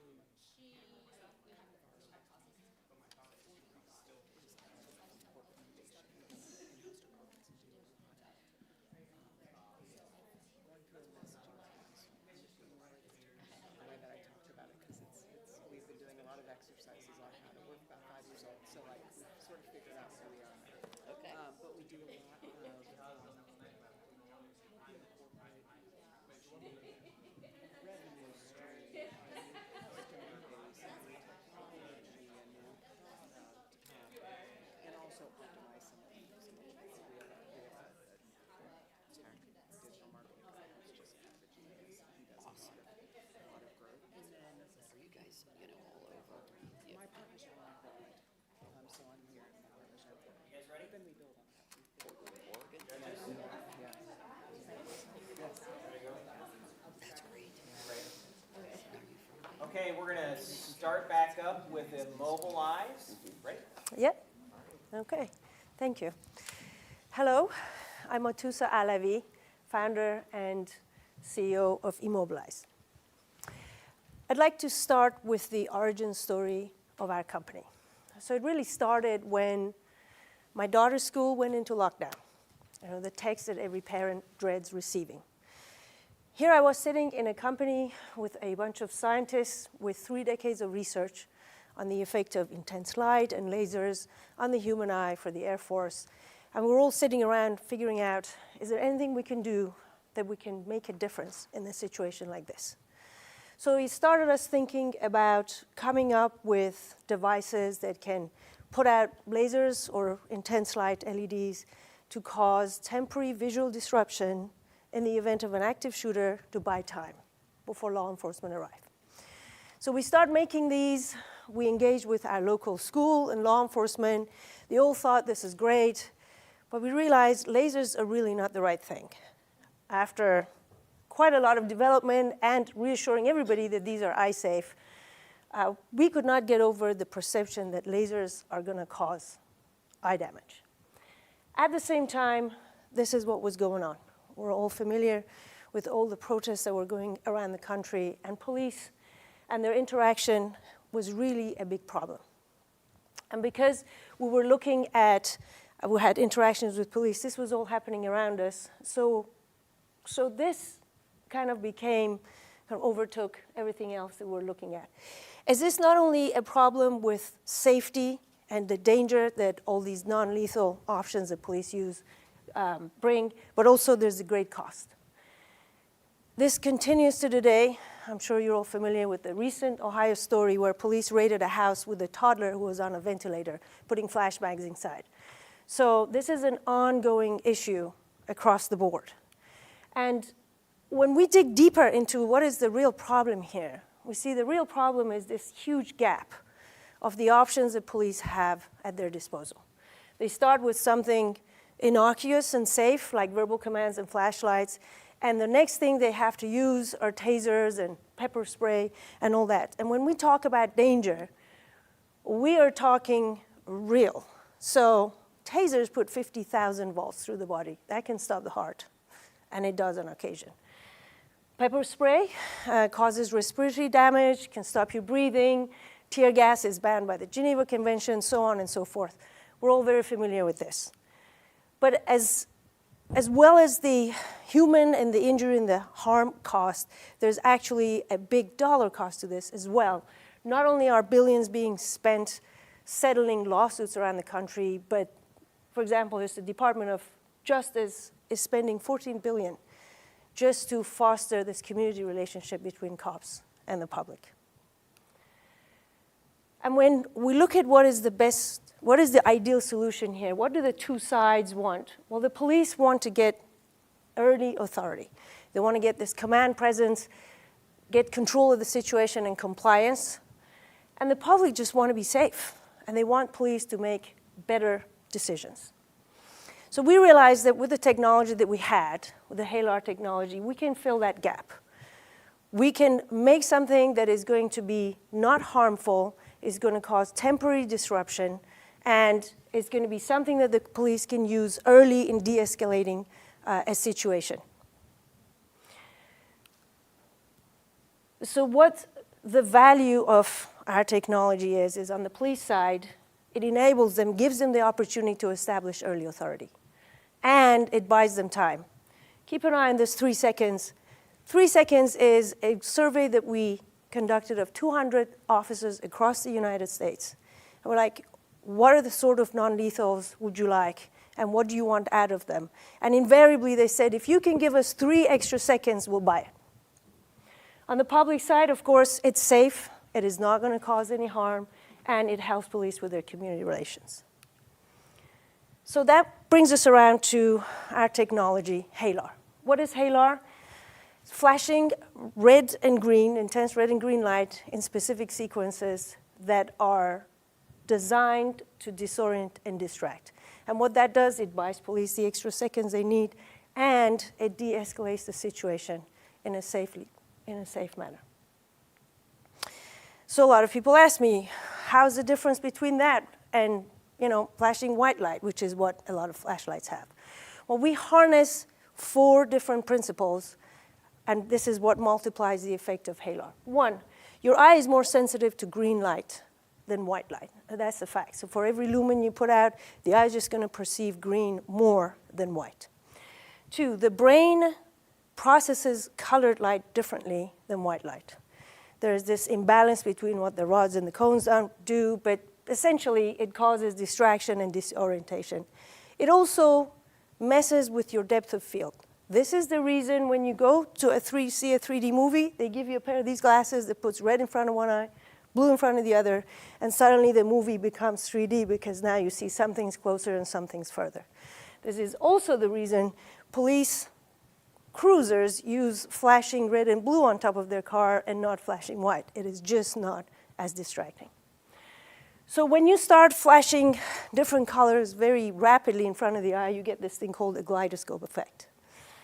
And fourthly, we look at, sorry, this thing is strong. Maybe I'll go to this side. I really flashed myself.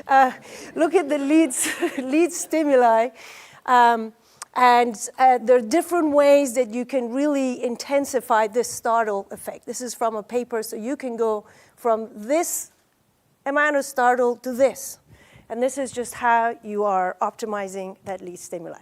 All of these add up to multiplying the effect and giving us, again, the 3 seconds or more. Of course, that's the minimum. The technology is unique and patented. We have secured 2 US patents, 1 UK. There's more on the way.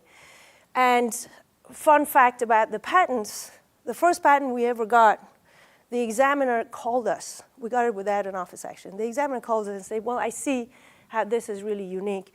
Make a few kind of adjustments and we'll issue the patents. That's pretty unheard of.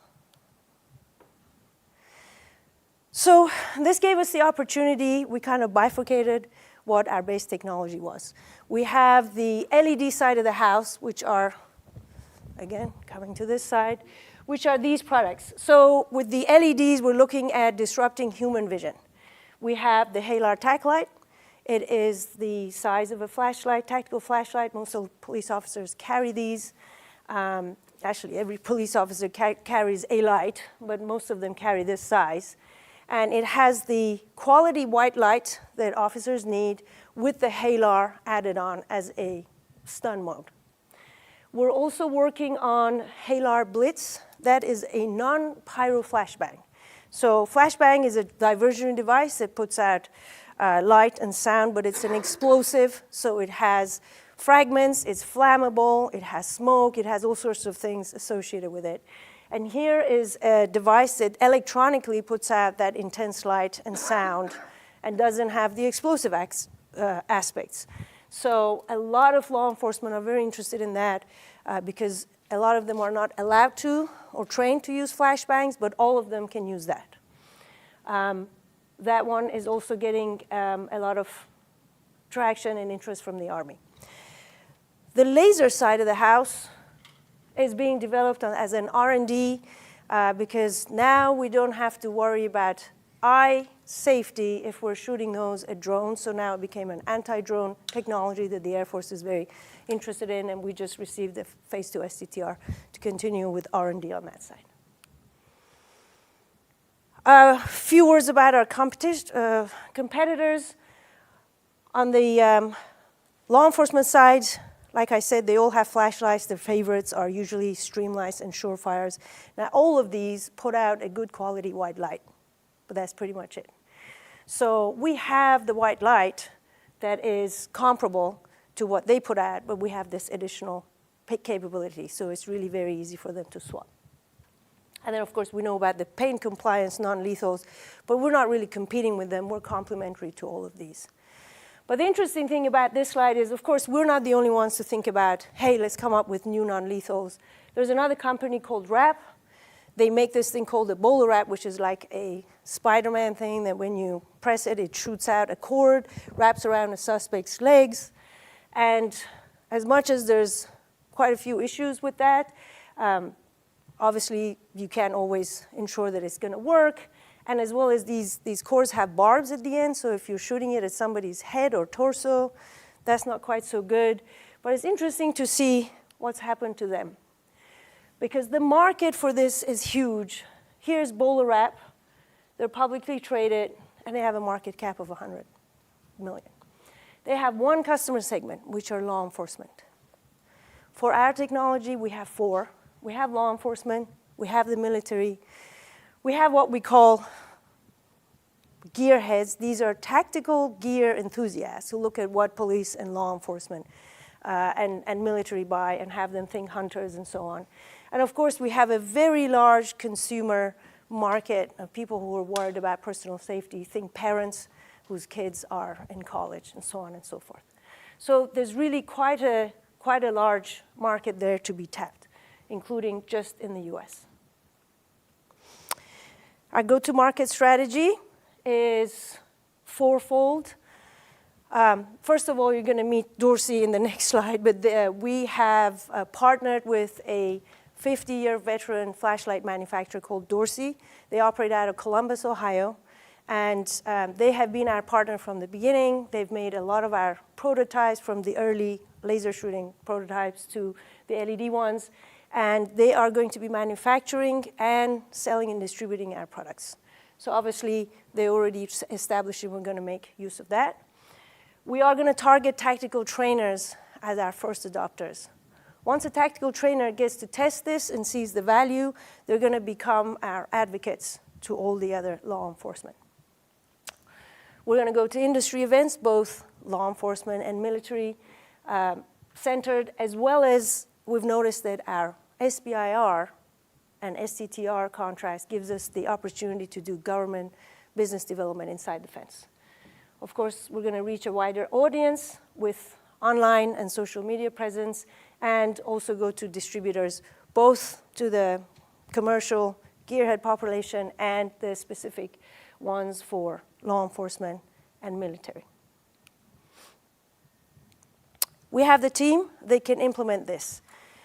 We are an off-spin of Alpha Micron, so not only do we have access to the Alpha Micron technical expertise, and by the way, they also commercialized products both for the US Army and the Air Force, as well as the consumers, but we're also building our own core of technical expertise.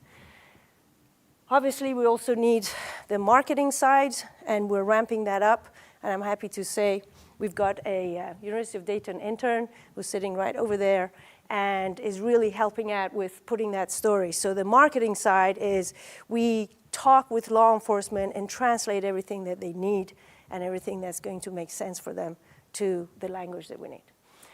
We have partnership with Dorsey, 50-year manufacturer, sales, and distributor of flashlights globally. And of course, the team of advisors that are really crucial to getting us to where we need to be. Chief of Police in Kent, campus police, KSU police, who are very interested with both products, and SWAT. Since our inception, we've really had a lot of momentum with traction, with securing funding, both non-dilutive funding from the federal SBIR STTR programs, as well as from our strategic partner, and really getting us all the way here to launch, which has been tremendous. And this is what's happened since the last time that I pitched here. We're awarded a phase 2 STTR from the Air Force. I said 1.8 million total, of which 1.2 comes to the company. That is to develop the laser storm, but of course that also makes us be able to put the team together. We've been selected as a finalist for the Army X-Tech search. This is a group of, they take 700 applicants that they had, and they whittle it down to 50. We're one of the 50. Now we have a 1 in 2 chance of pitching and winning and SBIR phase 1 and phase 2 from the Army. This is specifically for the Blitz, that non-pyro flashbang. We've added 2 active duty police officers to the advisory board, and they've agreed to travel with us and make the videos and so on our marketing side. We have talked to and found really the perfect fit for the marketing director is going to lead our go-to-market campaign, as well as we're in discussions with Mudlight to set up a secondary US-based manufacturing rapid prototyping. Dorsey, as great as they are very much into very large batch productions, and they're not as rapid for this rapid production and smaller numbers. Mudlight is a very well-established, high-end, US-based manufacturer of flashlights, and have agreed to work with us. So which brings us around to this flyer pitch and why it is so important. As wonderful as it is to get the federal funding, the dollars are not really going to reach our account in time for this launch. We're launching our first tactical flashlight this summer. We need not only the dollars to try and put that campaign together, but the mentorship and coaching that the Entrepreneur Center has provided has been absolutely invaluable to get us here. And I'm hoping that they're going to help us with our next pitch. And as well, of course, I mentioned campus police. We're based in Kent, and we've had a lot of dealings with Kent campus police, but University of Dayton campus police is absolutely essential because it's local, because it's right next to the Air Force, and because we need to really foster these relationships to get these products out there. And with that, thank you very much for giving me the chance to share the journey, the company, the products. I hope you see and agree with the vision and what we're trying to achieve. Thank you. With your product, does the time of day or weather have any impact on its effectiveness? Yes, excellent. Yes, it does. So with any light emitting, the darker it is, the better it is. That's why flashlight's great, because usually they pull them out at night. But they're not without effect during the day. That's why when you pass a police car, even in the midday, and it's got that flashing lights, it still has that distracting effect. So the effect of light in the Air Force has this thing goes from glare, an after image where it just, kind of takes out your vision for a little bit, all the way to distraction. And distraction has a much further throw, and it's also effective during the day. So, yeah. Is Yes. the product, like, the flashlight, is it pointing this way? So if I'm holding it and I'm a police officer, I'm pointing it to you, what is the reaction, like, how does it affect me? Am I distracted or disoriented, or is it aimed straight to you? No, it is directional, yeah. So it's like a regular flashlight. When you actually hold it, you can see the beams going out, but it's not going to affect you, and you just see it. You want to demonstrate it on them? No.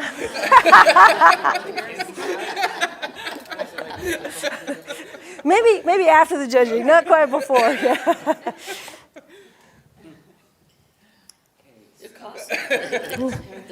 The cost model, the cost of the flashlight. Can you Yes. fill in the gaps there? Yes, so we didn't have time for this one. So the unit cost it's about $50 to make, and it's about $150 to $170 to sell. That's for the first generation of the flashlight. The Blitz has much different unit cost. It's about 150 to make, but it's going to be 500 to the, so the margin is going to be much larger. The numbers are a bit skewed because we don't think we're going to get to the Blitz until year 3, but that's where we're at right now. How does the 170 compare to like the standard flashlight? That's comparable. That's comparable, yeah. Yeah. Now, if we go to the US made model, and probably what the military would want, which is again US made, then we're going to push that into the 250, 300 range. The cost of production goes up, but the margin actually becomes larger, so that's where we're at with that. Do you have any concern about any regulatory intrusion? Scott Murphy gets this thing, he flashes Vince when he's driving, and you got a problem. Or he flashes Vince when he walks past them. Right. Any You are concern such a about sort of a target. regulatory environment? Yes, so the regulatory environment around the lasers was really pretty tense. These LEDs that we're using are the same LEDs that you would actually find in other flashlights. They're just not flashed in the same. Okay. So there's no need for actually having to get any certifications and so on, regulations to use this. Yeah, so I think it's going to be, for us, very much the other way. Hey, instead of getting tased, would you not rather just have that? And I think it's very easy to show that the effect is really not. So I certainly That understand intense. the first responders, but I can imagine the first couple of stories about the enthusiast who shows up and decides to control crowds with this is going to result in some, I would assume, legislative oversight or some control, I would think. I don't know if people are going to use it that way, sure. I mean, things happen. But I really think compared to everything else that's out there, this is the whole reason why FDA, for example, that has oversight over lasers, don't have the same over LEDs. They've just determined. And if you compare it to headlight lamps that the cars put in your direction, Yeah. this is not even in the same And I ballpark. can carry a gun, so Yes. I get it. How far away do you have to be for it? I mean, I'm sure it loses its intensity the Yes, further with you- distance and But with what's the optimal? Yes. So optimal, police have this rule that if somebody's 20 feet away and coming at you with a knife, you're shooting at that point. It's a lethal force. So it needs to be effective more. And it is. But the interesting thing is a lot of times they say traffic stops, they already have a flashlight. They already have it at. They walk onto the car. They're actually close. They're not always like that gun happy and whatever, but they have this in their hand already. And it's real easy for them to, if they see something not quite where it should be and something off, just to press that button and make sure that somebody, what it does is just causes that reflex for them to close their eyes and look away. So do you have to be less than 10 feet? No, so depending on light. No, if it's dark, it has a, Yep, so no, like it has more than typical 20. lightweight, Yes, yes, yeah. yes. Is the intention that Dorsey will be your manufacturer and your channel? What is their share in the first responder market today? They have a very small share, which makes them the perfect actual partner. They have one flashlight that's in the tactical market, but not a lot. They deal a lot in the camping market and the enthusiast market. And so we are, and we need to bring the actually, hey, this is how you market to law enforcement. This is how you engage, going to, doing the lead work and going to the events and so on. We are going to bring that side of it. And that's why it's attractive for them also to partner with us, because it gives them a whole new customer segment. Is the Blitz something that you would target to like people concerned about personal safety too, or would that just be used for like tactical kind of? No, military? because that's very much the diversion thing, like you see flashbangs mostly in the movies. They throw it in the door and they go through the window because they really want everybody to be looking at where this thing is landing, and you want to cause that that kind of initial panic, just to give them enough diversion to come in. So I don't think that's going to be used. But what it can do is it can globally now go to law enforcement everywhere, because again, it's not a use of force per se. It doesn't have explosives. It doesn't have any of those issues. So it can really open up what police can do just to break up a situation that they are uncertain about. Are there any lenses that somebody could put on, in order not to have that happen? It's a silly question. No, not at all. Actually, that's where the eye protection side of our team really comes in handy. So you can bring down the intensity, but because we're using the different colored lights, it's not the same as white light. So you can get through. And the other thing is, well, if you're actually putting, let's say, sunglasses, then it's especially in darker light conditions, then that's actually a plus, as far as the law enforcement is Is concerned. the effect amplified by drug or alcohol? Yes, because they cause your pupils to dilate. A wider pupil, more light gets in. I guess a question, but maybe a little bit of a comment. When you talk to law enforcement, do you talk about this as a substitute for tasers and some of those, or is it more just a more capable? Yeah, no, I wish. Flashlight. I don't think we cannot make the claim that this is going to do what a taser does. Right. A taser downs a person. Like you tase them, they're down on the floor. And that's not what this is going to do. And it's going to be very hard for us to convince law enforcement not to pull out their taser. What we can do is we can make them use it less. Because if they can get to an uncooperative suspect without tasing them and cuff them and we're already done, then we're done. And what's the distance for tasing versus, like, I'm putting myself in harm's way the closer Right. I get to you, Right, correct? right. And a taser, you have to pretty much be right next to the person. But there's Have the contact, new correct? ones, you can be a little further out. It's really hard because they kind of make a value judgment. You can be closer or further, and if the police just decide that they want to tase you, they can. But again, it's not the first thing they pull out. It depends how much they feel threatened. If they really feel threatened, it could be the first thing. But if they're in a situation, this really fills that in-between gap where they've got somebody on the street that's drunk, uncooperative, abusive, and it's like nighttime, and they're not really, or they're in foot pursuit. We've had police do that, and they're like, this is when I want to pull this out. And I'm just going to get that person's attention. It's like, hey, it's police, just stop what you're doing and pay attention to me. This is what gives them, it's kind of like a little police flashing light in the face, close up, yeah.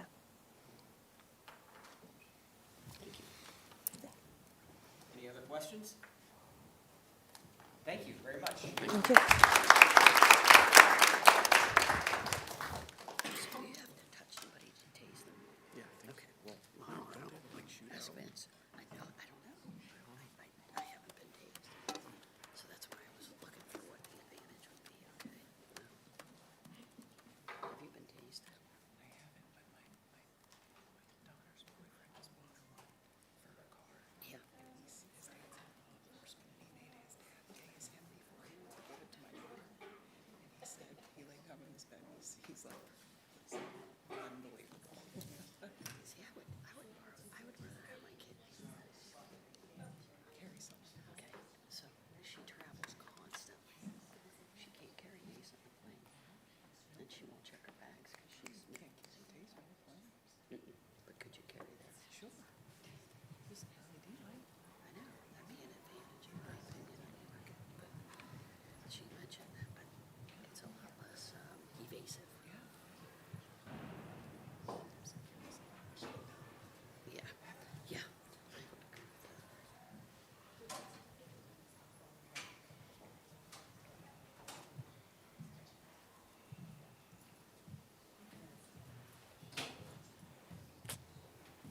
Almost done. For what? Actually,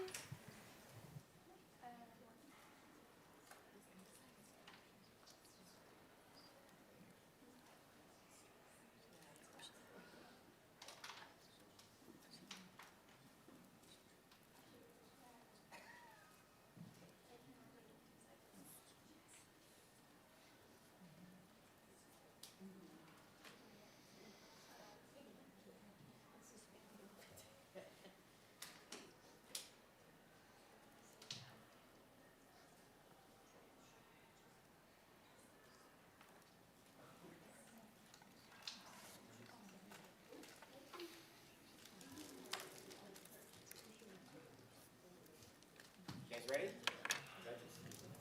Everybody else ready? Yes, sir. Okay, we have Lindy, our final presenter today. awesome. Okay, Thank you so much.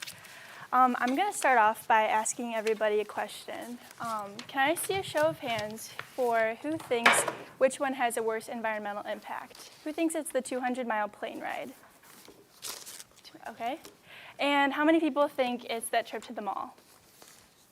Okay, well, you guys might be surprised, but a trip to the mall is actually going to produce 176 carbon emissions if a person was to purchase 4 pairs of jeans, which I've actually seen done multiple times, while the plane ride will only have a carbon emission of 109 pounds of carbon per person. Now, the fashion industry is responsible for much more than just some carbon emissions, though.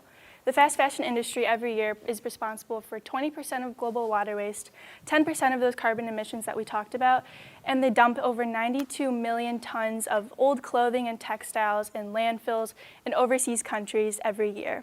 These clothing piles are getting dumped in countries like Ghana, Kenya, and Chile, and they're disrupting these countries' trade practices, polluting their water, and overall increasing their landfill sizes. And all while this is happening, companies like Shein are profiting and growing more and more every single year. Shein is one of the companies that's responsible for 50% of fast fashion sales, and they churn out over 10,000 new items of clothing a day, using forceful labor practices, child labor, environmentally harmful materials, and stolen clothing designs. And my generation, Gen Z, is one of the generations that is most adamant about taking down these fast fashion companies and saving the environment. However, a study that McKinsey completed last year showed that while 40% of Gen Z consumers prioritize environmental impact when making purchase decisions, their behavior actually shows differently, and they're choosing to prioritize price over impact when they're actually faced with these decisions. And so it became very apparent to me that there is a lack of both affordable and sustainable options for people in my generation. And I'm somebody who's been experiencing this need for quite some time now. My name is Missy Uwe, and I'm a senior at the University of Dayton studying entrepreneurship and marketing, and I've been seeking sustainable and affordable fashion since COVID. Right during the pandemic, I was stuck in my room just like everybody else was, and I had to look introspectively a bit and see, okay, what are the things that I have been purchasing throughout the year, and why am I not wearing them anymore? And a lot of it had to do with I was buying really cheap and trendy items. And so I started Made by Missy, which is a sustainable clothing company where I would cut up my old clothes and redo them and sell them. And I actually pitched it in Flyer Pitch competition 2 years ago as my own little side hustle. But over the years, it's become a lot of manual labor, and it wasn't producing the same environmental impact that I was hoping it would. And so after I finished up Made by Missy, which I still work as a side hustle sometimes, I started to intern for Lunny, which is a leak-proof nursing bra company that was the winner of Flyer Pitch 2 years ago. And I also got some experience in startup investing through an internship with HP Tech Ventures and the Flyer Angels program through UD. Last summer, I also interned at Dick's Sporting Goods, where I got to have a sneak peek at what the retail fashion space was like. And all of these experiences combined, working for startups, startup investing in the retail fashion space, really gave me a solid foundation to start to go after this huge problem that I've been witnessing the last 4 years in college. Every single year, every semester in college, like clockwork, I'll get invited to 2 formals each year. One for my own business fraternity that I go to, and then one of my friends that I'll get invited to. And so for each of these occasions, I'm faced with the need to buy a new dress. And so I have a couple ways of doing this. I could either go to the mall, which requires a college student to have a car, and there really aren't many sustainable options when it comes to going to the mall. I can shop online, which is you're faced with an experience just like this, where you'll be flooded with fast fashion ads, and then once you can finally find a sustainable option, they're typically priced at anywhere from $200 to $2,000. And so that price point really isn't there for the college student looking for sustainable fashion. And so just like me, I will usually resort to borrowing clothes from a friend. I can confidently say I borrowed over 10 dresses for the 16 dresses I've needed throughout my college career. And it all kind of stemmed from this one interaction I had a couple years ago when I was at my friend's house and her roommate came down the stairs in the cutest dress. But I really wasn't friends with this roommate, and so I didn't feel comfortable just kind of asking her, hey, can I wear your dress next weekend for my formal? And so I approached her and asked her, hey, would you take maybe $15 if I borrowed this dress next weekend? And she agreed right on the spot. And so that was kind of the start of where this like renting process came from organically, and it's what inspired me to continue with it. Borrowing clothes is the most sustainable option you can choose when it comes to finding sustainable fashion solutions. It limits overconsumption, and you're utilizing clothes that are already made available to you. And so that's where I came up with the idea for Lendy, the peer-to-peer clothing rental platform that enables college students to access a whole marketplace of rental items while remaining sustainable. Students can sign up for Lendy with their university email, which creates a barrier of a level of trust with the students, knowing that you're borrowing clothes from someone that is enrolled in the same university as you and just lives right down the block. And so when students can create their profile, they can choose their clothing preferences, maybe some occasions that they're looking for. So not just formal attire, but maybe even game day outfits if your school is like really into sports and things like that. And then you'll automatically be open to our Explore page, which will show you relevant clothing based on your preferences and close to your area. And then as a lender, somebody who has a bunch of clothes that are going unused, you can list items of clothing on your profile by adding photos either from online and photos that you take of your own clothing to document like the condition of it. And you can enter in all of the data, including like the colors, size, occasions you would wear it for, condition, etc. And you can also select the availability of the item. So if you already promised that your friend could wear like the dress that you have for one weekend, you can block that out in the app so that nobody will interfere with that agreement that you already made. And then on the renter side, someone who's looking for clothes, you can either go to the Explore page or look at individual people's profiles. So if you know that classmate of yours has great style and you see that she's on the app too, you can go and like view her closet just like you were at her house, basically. And so once you've found the items that you want, you can add them to your cart based on the daily rate. And so say if you needed to borrow it for 5 days, typically it'll be about 2 days. You can add it to cart, and then Lendy will take a 10% transaction fee that gets added on at the end. And you can select whether you want the item of clothing delivered right to your door, if you want to pick it up from the lender's house, or hopefully in the future we'll have a partnership with some kind of Amazon locker system where you can pick it up at a third-party location in case this is on a college campus that strands like multiple miles, and it would just be easier to meet in the middle. And then once your order has been placed, the lender will get a notification requesting approval for the order. And once it's been approved, you'll receive a notification when it's ready for pickup or when it's been delivered. And so Lendy provides lenders a way to earn a passive income on clothes going unutilized in their wardrobes. And then it provides renters access to a whole marketplace of clothing, all at an affordable price and while remaining sustainable. Our lenders and renters are college students with strong fashion senses, active social lives, and a care for the planet. And while we're committed to creating a very gender-inclusive app, we're going to be focusing in on the women aged 18 to 23 enrolled in undergrad universities and living on campus. And we're dedicated to creating this solution for them because we know that they're looking for these affordable and sustainable options, but it's also been proven in our market research that 99.4% of the students we surveyed said that they would lend or rent clothes on the app if it was made available to them. Lendy comes in at the low price and most sustainable option when it comes to surveying your options you have for finding special occasion apparel for college students.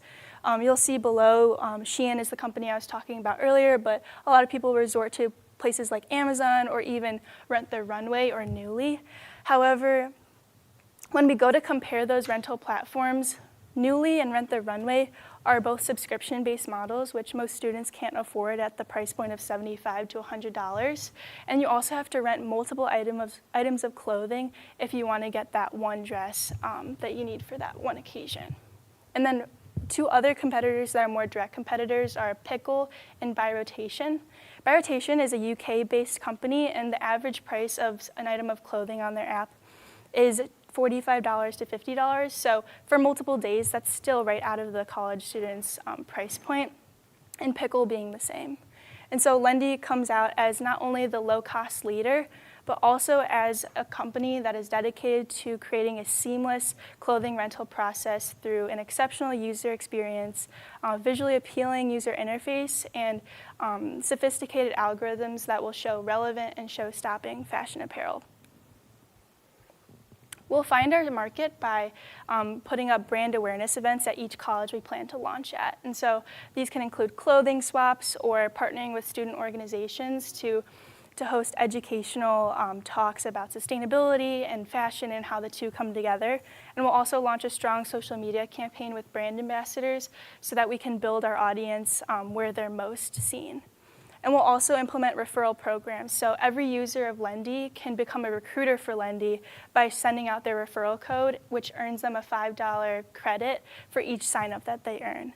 This is how apps like Flip began to earn such a wide range of audience in such a short period of time. They were able to multiply their user base by 39 times in 15 months. And I'm sure if we asked any of the students in the room, they probably all know what Flip is, and they probably heard about it and signed up for it in the span of a week.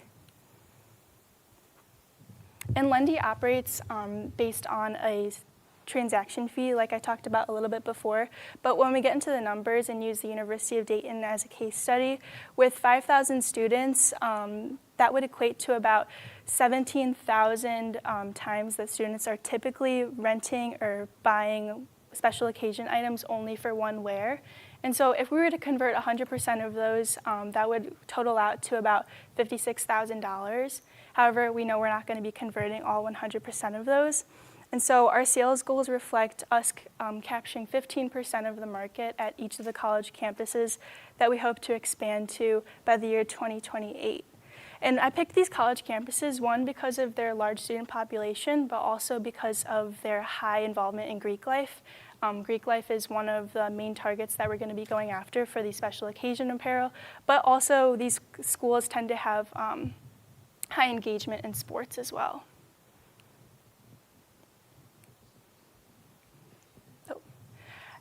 Oh, did I skip one? I think so. And then for the did I skip one? Sorry. Okay. Lendy is, in the next 3 years, though, we hope to capture the Midwest universities, so that presents a $5.7 million opportunity. And then going forward to all college campuses, that would be a $303 million opportunity. And so for the near future, we hope to be ready to launch by August of this year. And by the end of this, that fall semester, we hope to be being used by all the students on the University of Dayton for all of their formal attire needs, because it's typically at the end of the semester when these formals are happening. And then by the start of January 2025, we'll expand to other Ohio universities, such as OSU, UC, Miami, and other schools in similar demographics.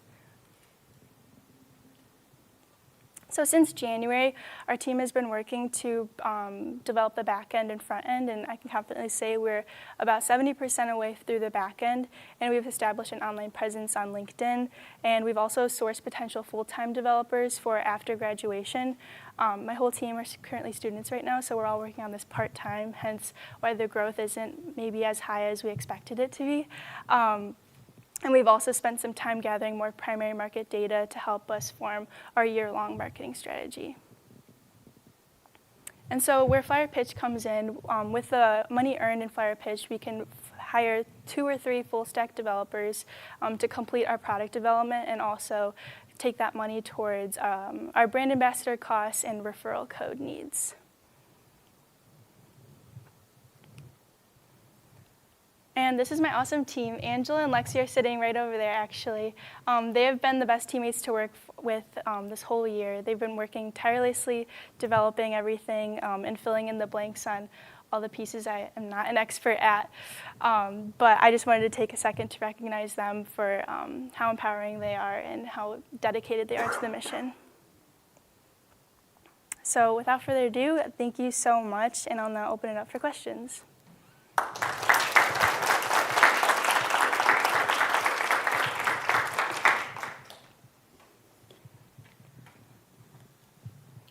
How much, I guess, market research have you done on the price point the $15? Yeah, so we did a survey, and I don't have the data on here right now, but we asked if you were to rent or lend clothing, how much would you charge? And it ranged anywhere from $5 to $25, and so that's where we came up with that $15 range. And does the person who is lending the clothing have any flexibility in picking a price point within a range, or? Oh, yeah. Yeah, so how does that work? they'll be the ones determining the price. We'll just be taking a 10% transaction fee on top of that. And so say if they have like a $300 dress that they have and they really want to rent it out for a premium price, they're totally able to do that, just with the knowledge that our customer base isn't really looking for those luxury prices on this app. So there's no caps or anything like that? Nope. Somebody could- Yeah, no caps. Okay, thanks. And it's apparel and accessories. Yep, it can be any kind Can be of purse, shoes, hair Yes. stuff, whatever. Okay. Yep, yeah. Jewelry, jewelry, yep. okay. Thank you.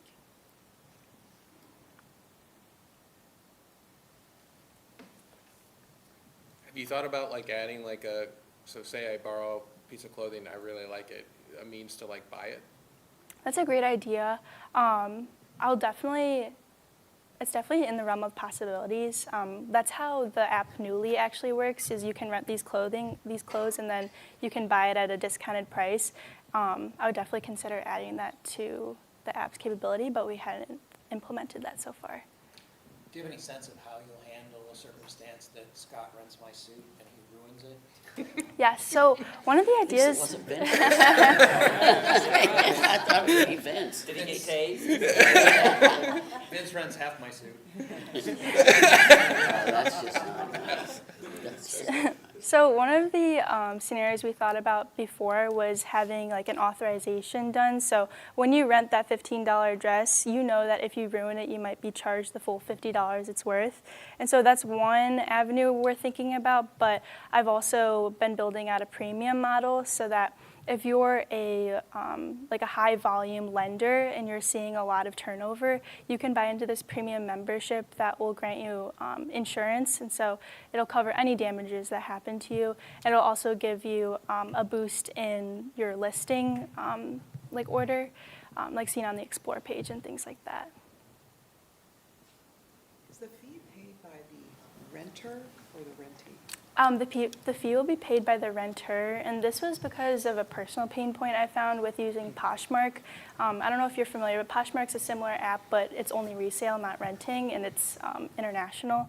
So when you list something on Poshmark, they take a huge cut of it, and so honestly, you're not really incentivized to even sell on there sometimes, because you're only getting like $5 or $6 back on a $50 dress that you're selling, and so I wanted to eliminate that by adding on a 10% transaction fee at the end when the renter has already decided, oh, I finally found that perfect dress, I really want it. Oh, it's an extra $5, all right, I'll tack it on because I finally found the one that I want.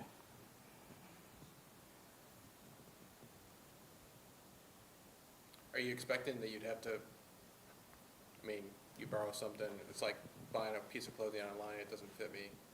Are you expecting to have to do a lot of refunds, or are you building that into the sort of business model? Yes, a little bit. I will have a return early option, and so if it didn't fit, you already got it and you were expecting to have it for 3 days, but you tried it on once and it didn't fit, you would have a return early, and then you would get a percentage of that feedback. But that's definitely something that we need to develop a little bit more.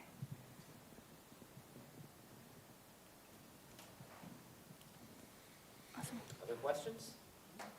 All right. Thank you.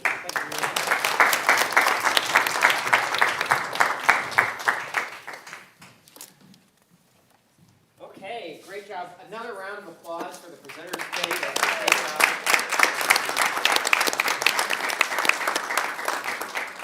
So don't forget, Thursday, 6 o'clock, right here in the Rotunda.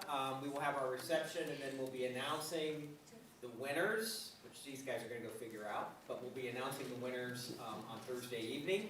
So I look forward to seeing everybody there. So thanks again. Thanks for being here and supporting Flyer Pitch this year. Thank you.